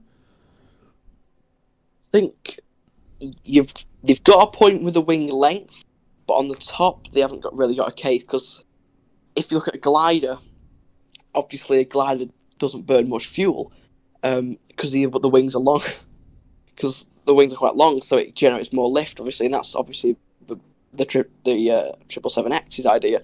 But why it has to be on top and not underneath? Because you're probably going to get more lift with the wing underneath. I mean, I'm no expert in plane designing. I would guess. So if you just even lengthened the wings of the 737s and made the landing gear a bit taller so that you can fit bigger engines underneath. And obviously they didn't think of that before with the 737 MAX, did they? No. So here's some sort of specifications for it. So this was working in collaboration with NASA as well. It's designed to fly up to Mach 0.8, which is a similar speed to current jetliners and faster than any previous truss-braced wing concept. From tip to tip, the wingspan of the plane comes in at 170 feet, which is just 27 feet shorter than the Boeing 787 Dreamliner. However, it's not a wide-body aircraft. So it just, to me, seems like there's an excessive amount of wing for the plane that it is. And it's supposed to reduce fuel consumption by about 9% when operating flights up to 3,500 nautical miles. I don't know about this one. I've got a comment on it. Now, looking at it, you go back to your Sopwith Camels and God knows what else back in day. That's what that's gone back to. Now, surely, if they designed that right, the truss what's holding the wing up, they could have used that to their advantage. Instead of it just being a stabilizer to stop the wing snapping, they could have actually used that as part of the wing structure and probably used it to create... I don't know what they could have done to it. I mean, they're cleverer than me. So they could have put, I don't know, a bit of a flap on it or something. I don't know. And then they could have shortened the wing right back down again. So you've gone from having a single over-body wing to a biplane, more or less. You've more or less gone back 100 years, haven't you? Yeah, I would not suggest putting a bi-wing onto a jetliner. Well, that's what they've just done there, haven't they? I mean, essentially, yes. But it's almost just like they're stopping the wing from doing its thing. And it's a bit like, if you don't want the wings to snap, don't make it so long. This is basically this is a 737 with the horizontal stabilizers on the tail, and the wings basically shorter than the 787. It's like you've just thrown together a load of planes, and now you're holding the wings up with, it's like building a model, isn't it? Holding the wings up with like matchsticks. Yeah, it's funny you should say sort of about the Sopwith, because on the first glance of it looked military to me. You could imagine it flying over a desert doing sort of radar work, that kind of thing. On first glance of it, that was my initial impression of it. So it's a bit like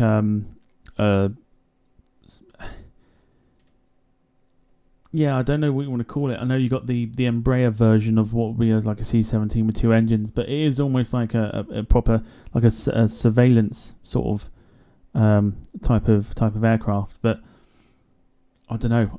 I can't see this one being a thing, even though they say that it might sort of become a thing. I can't see it becoming a thing. No, it just looks overly complicated. Like they've overcomplicated. I mean, you sort of you imagine, simple design. Yeah, you imagine taking that to an airport and having to park that next to an A3. Let's say the 320 Neos and stuff are going to be around for a while. So you imagine putting one of them next to a 320 Neo and stuff, and having that amount of wingspan to kind of, it's going to cause trouble at gates, and you have to sort of rethink the spacing of the gates, surely. Or even turbulence. The wing flex on that, if you hit a bit of turbulence, it's going to be massive. It's going to be huge, even with the struts. Yeah. It's going to be bouncing all over the shop. Yeah. And let's say it was a crosswind and it was crabbing and one of the wings dipped down. What would happen if it had a wing strike? Very true. Well, yeah, it's very possible, the length of it, definitely. Very true. Pillow Pilot says, pretty sure that the wings are on top because Boeing are having trouble with the low-wing 737, and by making the wings higher, they can fit the new Neo engines which weren't available to go on the 737 MAX. So, I mean, yeah. They just made the landing gear longer, couldn't they, for that, to counteract that? Yeah, I don't know. I mean, this is why they're called concepts, because that will probably be what it will stay at. I can't see this being viable. I can't see this being a thing. I can't see it gracing many airports as a successor or, sort of the future 737 replacement. So, I would like to think this one's just going to sort of stay in the history books. To be honest, I hope it does. It just looks ugly. I mean, the 737's got no landing gear doors, and that has, so I don't get how they say it's a 737. No, I don't think they've probably sort of thought about it, but no. Definitely But at not. least it's a concept, and time will tell. There's still a long way off for it to be introduced anyway. So once I actually see one of these built, then we know we're in a bit of trouble. But but yeah, so we'll move away from this to arguably the ugliest concept I think I've ever seen, and I'm crossing everything that I have, or is that's able to be crossed, that this does not become a thing, because if this does, then God help us all. Viewers, brace yourself. It's an Airbus concept, and it's called the Bird of Prey. Oh my god. The only good thing about it is it's got a British flag on the tail. It does have a British flag on the tail. However, I've got no words for this because, I mean, we're not even past the watershed yet, so I can't even say what I actually think of it. But I hate this with a passion, and it's just no. I can't go into any more detail until we go past the watershed. But this is hideous beyond belief. It's a hybrid bio-inspired green airliner to cut fuel burn by up to 50%. This is just, I don't know. The Bird of Prey is an 80-seater, 1,500 kilometer range hybrid electric regional airliner. Good God, could you imagine that coming into one of your regional airports? Oh no. It looks like a Hughes HC4 Hercules on steroids. Honestly, it's the kind of thing you'd see Harry Potter on top of the wings going over Hogwarts on. Yeah. Yeah, that's it. It is. It's... Yeah. Yeah, what's the dragon called? What's the dragon called? You know, the one that what film is, which one is it in the series? They end up having to kill it because it attacks Draco Malfoy. What is it? Someone will tell me. What's its name? Buckbeak. Buckbeak, that's it. Yeah. Buckbeak. Yeah. It's a bit like that sort of thing, you know, sitting in the middle, just above the wings there, and it's you can just imagine that flying through Hogwarts and stuff as a built sort of thing. But yeah, just Buckbeak with engines.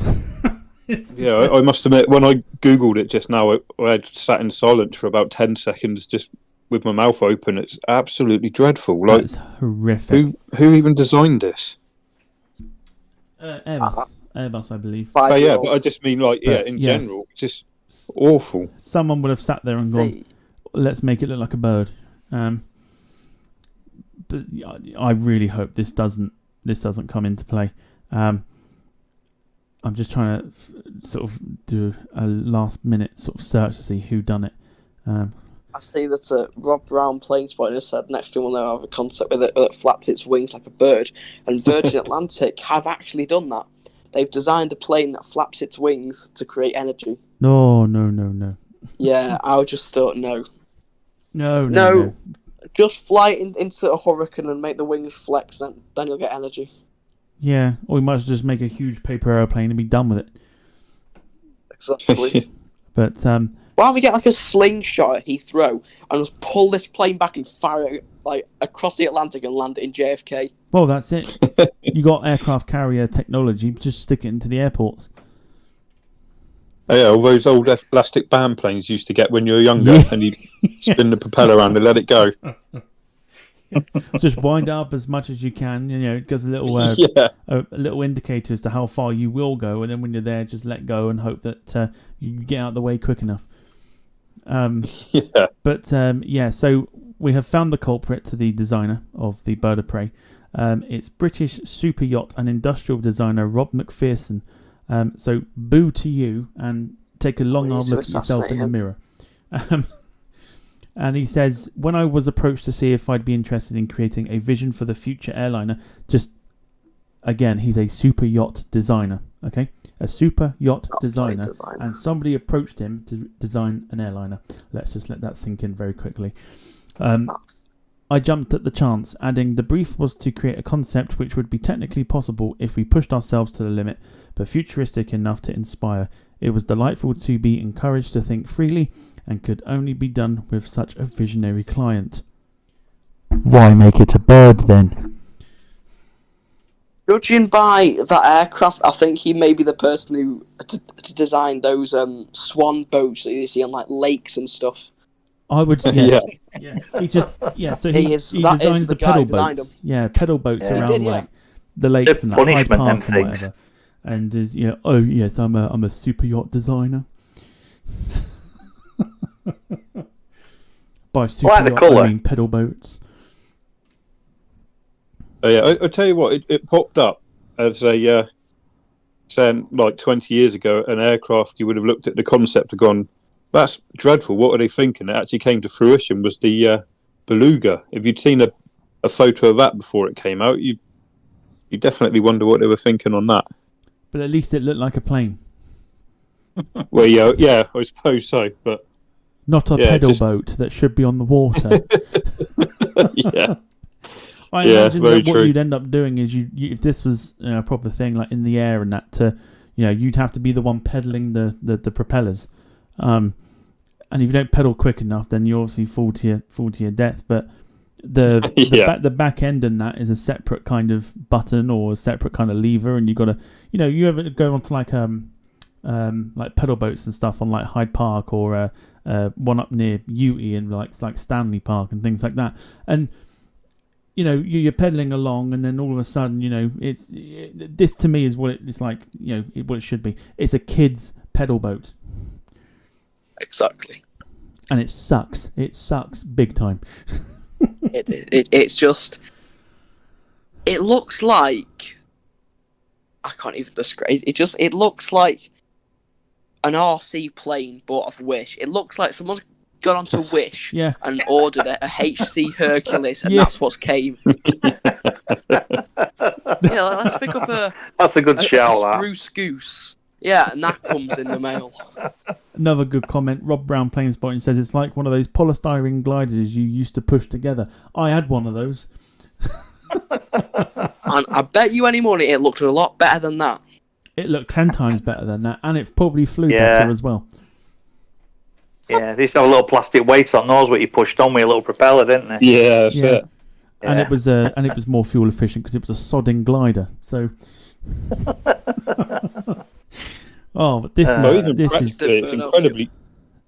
Practically, it's incredibly nose heavy as well. Oh God, yeah. I mean, you imagine. I mean, because that's obviously not how it's going to look if you fly that for an airline. But you imagine that in like British Airways colours or whatever. There's no. Don't even get me started. It's just horrific. I want to kind of get it off my screen and never mention it ever again. Yeah. I've been looking at the tail, to be quite honest, and I think the tail would work. Well, the tail is to represent the, without sounding obvious, it is a bird, but I don't want to fly on a bird. No, but I think as a design concept, take the wings away and everything and put that tail on something else. And I think that tail has got potential. Personally, I think that could be developed, that tail. I mean, the wings are horrific, aren't they? Let's be honest. But I think that tail's got potential for something else. I don't know what. But... Whatever you've been smoking, put it down and never touch it again. Oh, dearie. And to think Airbus probably paid him good money to do that as well. Probably did. He's probably sat in his mansion now designing more super yachts to pedal on Hyde Park and, counting the cash while he's doing it. Yeah, watching this, screaming at us, telling us how great it is. Yeah, he's probably sat there watching. If you are watching, again, have a hard look at yourself because this is wrong. Yeah, I like his colour choices. I like the orange. I'm a big fan of orange, but now I'm going to have to change my idea of what my favourite colour is because this has ruined it. The only good colours are the tail, to be perfectly honest. It's the only good bit of it for me. Yeah. I'd like to know what the chat thinks about this. We've had a few people saying just wrong on every level. Things like that. It's just... It just is. Oh, it's horrific. It's so bad. So bad. Just out of curiosity, I'm just going to try and find a bit more kind of info on it. So... I'm just trying to see if there's anything... I haven't done any research on this because I quite frankly didn't want to. I blame you. I'm just trying to... Right, okay, so it says the bird of prey will use a next-generation hybrid electric propulsion system for eco-efficient power, driving 4 A400M-style scimitar-shaped propellers. So it will essentially have a more eco-friendly A400 engine. But no, absolutely not. I mean, I think aircraft makers are just really pushing for attention. That's all they're trying to do. If you really want to create an actual concept, build one. Like, now everything's just built like with plastic and just all machines. If you look at like how the 747s and Concords were made, people actually put effort into making them, and that's why that they succeeded for so long. And that's mainly why modern planes, like, I don't know, the A380, I mean, that's a totally different matter, and all new aircraft are just rushed, and it's all about money, not about the safety of the aircraft. I mean, the 747, safety was always put first on it, and it was made properly, and that's what they just start doing again now. Just very quick, because we'll jump off this, and then we'll start to wrap the show up. Do you remember at the very beginning we were talking about the V-shaped, V-tail airliners? And we were talking about how, how would that sort of work, and would you be able to do this, would you be able to do that, and, which kind of size aircraft would be sort of suitable. Turns out... Yeah. Turns out China have already looked into that. Oh, well, what a surprise. China have looked into it with what they call a... I'm just trying to think. They call it a HVD, which is a high-value design. And it's the company Comac who do the C919. It's basically that with a V-tail. I'll just see if I can very quickly put the image up on the screen for you guys to have a look at. So it's an interesting concept. I think this kind of size would work. If I just let me just very quickly. Oh God, no. Right, 2 seconds. I'm just going to get that picture up so everybody can see it. But yeah, it's interesting because I didn't know this was even a thing. So I'm just trying to let me see where I've put it. Okay, so I'll put it in there. Bear with me 2 seconds. Right, so coming onto the screen shortly. There you go. Oh no. So there is your Chinese Comac V-tail concept. It just looks very bizarre. It looks like an A220. Sorry, A220 for making feel bad. And a Cirrus Vision jet. And a bit of Chinese mixed in. It's this to me looks like it could work. It looks like it's the right size kind of aircraft. But that's kind of all it's come out as at the moment. It's just a concept. But this is kind of like a not a to size. This is a small sort of scale version of what it would be. And you can see immediately, like Ian said, with the that trans matchstick wing, I'll call it, aircraft that we looked at before. The landing gear looks like it's been heightened. Yeah, I can kind of see that it does look like it's been like sort of raised up. It's an interesting concept. You guys see that?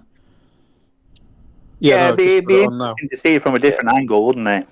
Yeah, it looks quite kind of corporate jet in that photo that you've put on, but it's obviously going to be a lot larger when they come to it.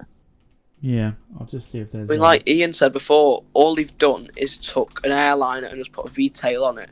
You're going to have to make some changes to the actual airframe and the airflow over the wings and around the body to sort of fit that in, because you can't just take a component off an aircraft and add something else in. Well, just modify one and take some out, because that's just not how it works. You have to modify something else to fit it in. Just seeing if there's a different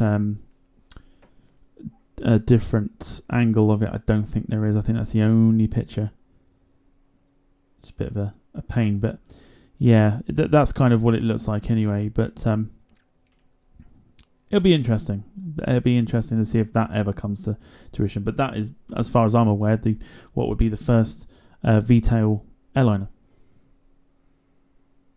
It does. It kind of. If you look at it for quite a long time, to be honest, it does sort of come to light. But if you put that on, let's say, an A319 or an A320, it probably would look a tiny bit better. And I don't know why. I can just picture it in my head now. And if you made if you pitched the wings slightly up and put, even if you put like an X tail on it, it's like an actual X on the back. But then you got to think of if you hit the tail on the ground. That's the only concern about that.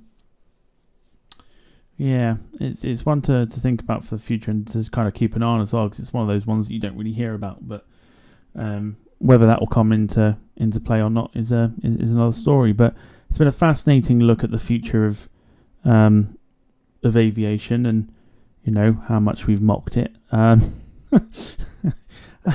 was just quickly reading something. Then they were on about. It was a blog I was just reading then, and it was saying about a V-tail, and for a V-tail to be successful on any fixed, I mean, there are V-tail planes, but for a V-tail to be on a fixed winged fuselage, the fuselage has to be extended for it to be allowed to work, and the problem was that the V-tail is under that much stress that it becomes very unstable very quickly, and that's one of the reasons why you can't really do it, because you can't. It'd lose its integrity very quickly. Yeah, unless it was strengthened to such a degree. It works on sort of your general aviation planes and things like that, but I think it's a step too far to make it work on an airliner. I think at this moment in time it is, yeah. But I mean, if that would work as something fuel efficiency and and things like that, why can't they divert their attention to something like that instead of coming up with bloody birds of prey and things like that? It's, they're throwing good money after bad, aren't they? Really, it does make you wonder. But yes, it's been a fun sort of look into the future. We are about to hit the 2-hour mark, so it has absolutely flown by. A fun yet painful look at the future of aviation. Painful, yes. Yeah. Some of it is time I will never get back, but yeah, same as. But it has been, it's been a lot of fun, and the 2 hours, like I said, has gone quite quick. But hopefully, everyone that's been watching and everyone that's listening on Spotify to this back has enjoyed this look into the future of aviation. But yeah, we're going to start to wrap this evening's show up. And before we do, I'd like to give a big thank you to everybody who has supported not just this show this evening, but the 20 episodes that we have been going now. We are a fifth of the way to 100, which will happen sort of, I'm not going to calculate it, but it will happen. We'll get to 100. About 60 weeks' time. 60 weeks' time, which is probably next September. Something like that. But it would be, wouldn't it? Yeah, next September. Yeah, so a long way to go. But a big thank you to everybody that's been supporting it through sort of the changes that have happened, the redesign and the rebranding and everything else, and of course, so far all the guests that we've had on. It's been interesting, and we've got a load of interesting guests to come in the future. Let's start wrapping things up by jumping into our usual shout-outs. But before that, Ian, there's a few comments that I've not read out, which I will let you do, but you are going to have to sift through them. Right. So, let's have a look. Yeah, Rob Brown, plane spotting. Wrong on every level. I'm presuming he's going back to that orange abomination, what we were looking at. Yes. And the next thing we'll have a concept that flaps its wings like a bird. That's what you mentioned, Liam, weren't it, about the Virgin? It just thing. looks wrong. Yeah, I can imagine it would do as well. Imagine being sat on it and wings started flapping. You'd bloody hell. I'd probably need about, when you go on holiday, you have to pack about 10 new pairs of clothes just for the flight. I think you would, wouldn't you? Definitely, yeah. New I think you'd all be please. given a bag of Pampers at gate, wouldn't you? Yeah. Yeah. Right, Rob Brown plane spotting. You can't get conventional A400s to work now. What makes them think they can get electrical hybrid numbers to work? Which that's a good point. Very good point. I can't see. I've often wondered with the electrical things. Now, obviously, like we all drive cars and things like that, and we all know that your electrics in a car work off a battery, and the alternator in the car recharges the battery as you're using it. So I've often wondered why they can't do a similar type of thing with aircraft, where if something's moving, if an engine's turning, it surely can. It's a turbine, isn't it? It works like a generator. So why can't that? If that thing's turning, why can't that be recharging the batteries what it's actually using while the engines are turning? Now, I just don't quite understand that concept. If you know what I mean. Mm. You see what I'm saying? Yeah. They would. I'm sure they'd be able to recharge themselves as they're actually being used, like they do in a car. Anyway, that's just going off on one. Rob Brown plane spotting Chinese Bond baddie. Oh yes, it definitely looks like the going back to the Chinese VTOL aircraft. That definitely looks like something from a James Bond film. Yeah, I think if you Google it and if you look on YouTube and things like that, there are actual cars and what have you. What Chinese car companies have copied off Western designs, haven't they? Like I don't know, like a Rolls Royce or something like that, or a Scamborghini, things like that. You know what I mean? Scamborghini. Yeah, they're quite comical to look at, some of these things. Pillow Pilot. I think the VTOL could be successful because the military and GA aircraft do have VTOL. VTOL. Yeah, I just read that wrong. Oh no, he's spelled it wrong. VTOL in some cases, which they do, and it does work. And I think it works on smaller aircraft, but I think it's like Tom was saying, it's a step too far for the commercial planes at this particular moment in time, isn't it? Yes. I think, to be honest, the A310s and the 757s, if you re-engine them, even though you can't really re-engine the 757 because it's already got the RB211 on it, that would be the best chance of a middle of the market, what we say, aircraft. Because a 737's too small, 787's too big. You want long and skinny routes just for now, where you can fit, I don't know, from Connecticut to Amsterdam, maybe. No, somewhere like Connecticut to Rotterdam. Places like areas like that don't have many demand, but there's still demand. So smaller aircraft are the future, just like concluded, to be honest. It's an interesting shout. Very interesting shout. But yeah, I think that's the whole idea behind 737 Maxes and things like that, isn't it? You want these smaller aircraft now to do longer routes, don't they? Like the A321 LXR is the best bet on the market now. Well, it's like go on. Yeah, 1,000 mile more distance than a 737, the new A321 they're about to bring out. So it's going to make a huge difference when that comes about. Yeah, that'll be it's changing aviation. This new sort of neo versions of aircraft. That's the really way forward for now. Yeah, but yeah, that's just to all conclude it basically of the future. It's like when we had Jeb Brooks on, and we asked Jeb the question of what would the I'm in favour of re-engineering the 757, but he made a really good point in terms of the 737 is a smaller aircraft and it will get to places that the 757 necessarily can't in terms of the size. So that's probably also the same sort of reason why they decided to go with the Max instead of just thinking that we'll re-engine the 757. So some interesting topics and things like that, which Jeb was very informative about, and new things come out every day, sort of thing in terms of projects and whatever. So it's always an interesting one to keep an eye on.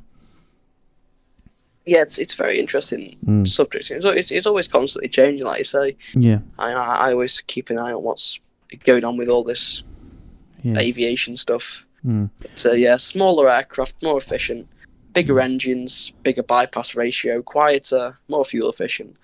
That's basically just sums up a whole aircraft for the future, basically.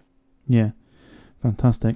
Let's begin to wrap things up then. So what we tend to do now is we take the opportunity to shout out people or anybody we really want to. And what we'll do, we'll start with you, Liam. This opportunity is for you to shout out as many people as you like.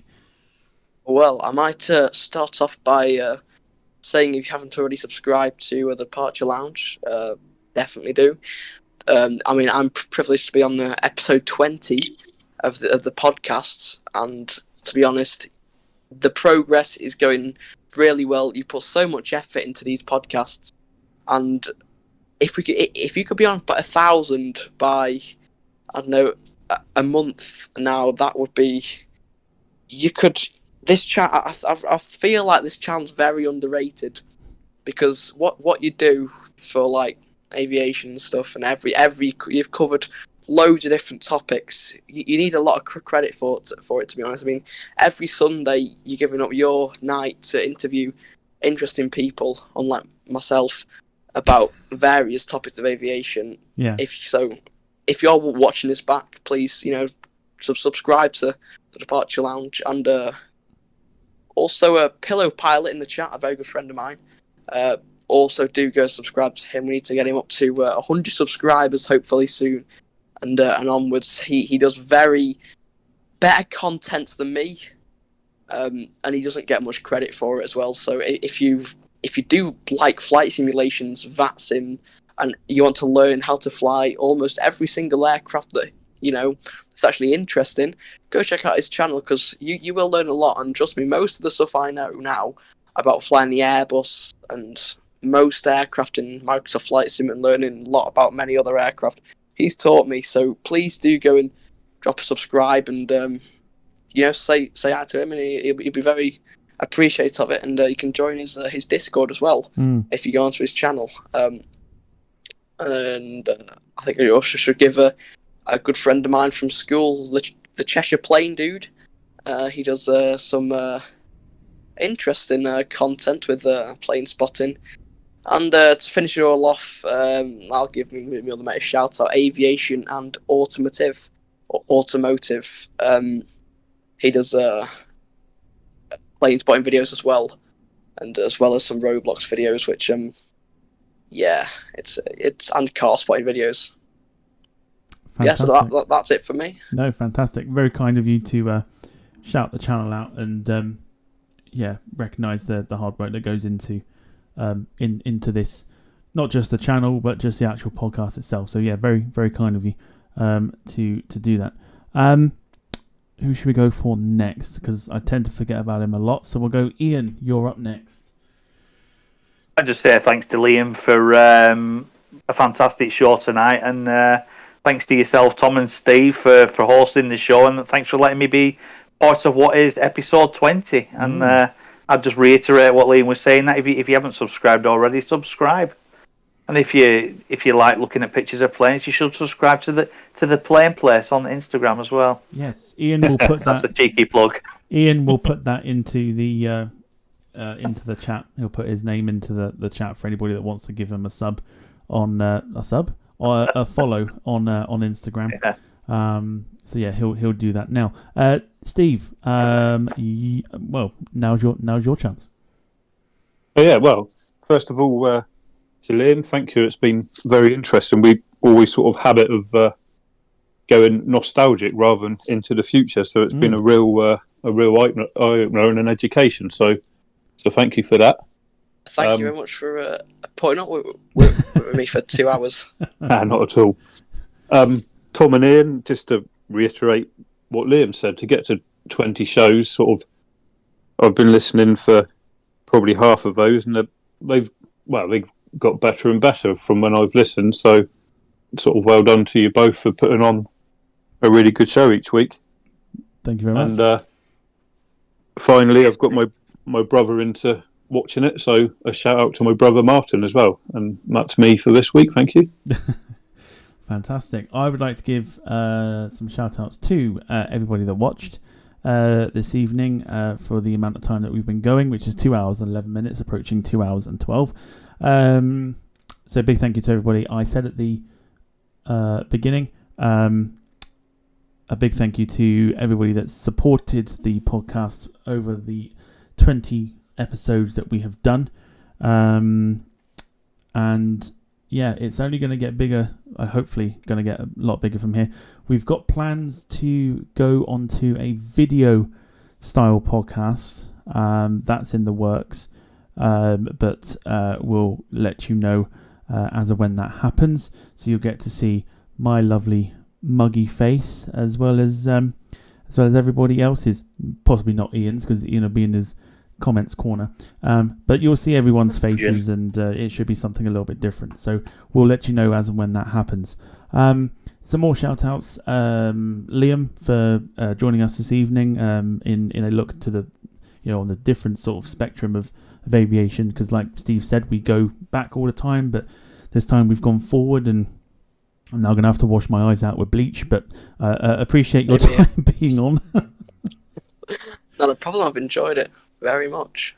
Shout out to you, Ian, for being involved in the podcast from sort of its almost like its infancy, even though it's even if it's still in its infancy.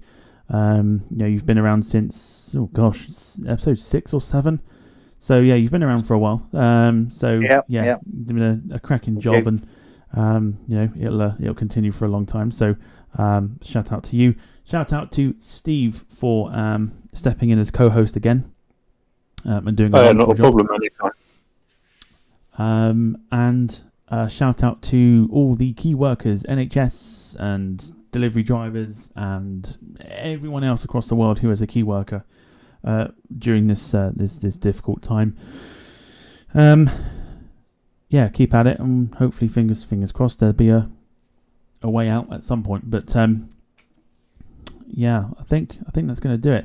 Next week's episode is to be confirmed. There will be one next week. We're just not going to say anything in terms of guests yet.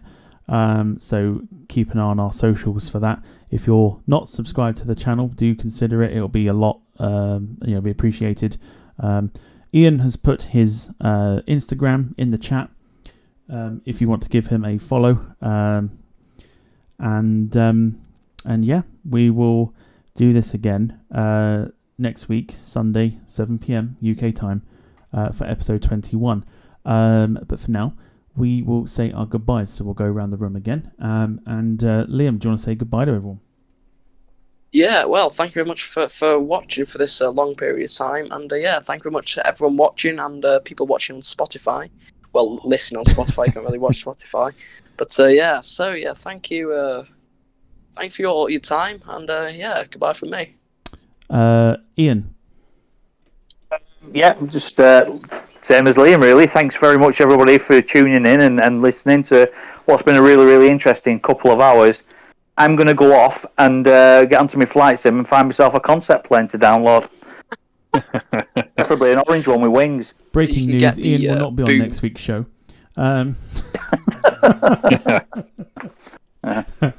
No, you can get the boom overture for X-Plane. Yeah. I don't want that boom overture, no. Thanks very much. I'm thinking about one of those blended wing planes, but No. I'd rather just chuck my PC out the window. Steve, your turn to say goodbye to everybody. Liam, Tom, Ian, thank you for an educational and enjoyable evening, and everyone who's watched, and we'll catch you next week. Thank you very much. Fantastic. If you haven't already subscribed to Liam's channel, Jones Aviation, give him a subscribe. And apart from that, we will see you 7 p.m. next week. So look after yourselves, stay safe, and we'll see you next week. Have a great week, everyone. Bye. All right. See ya.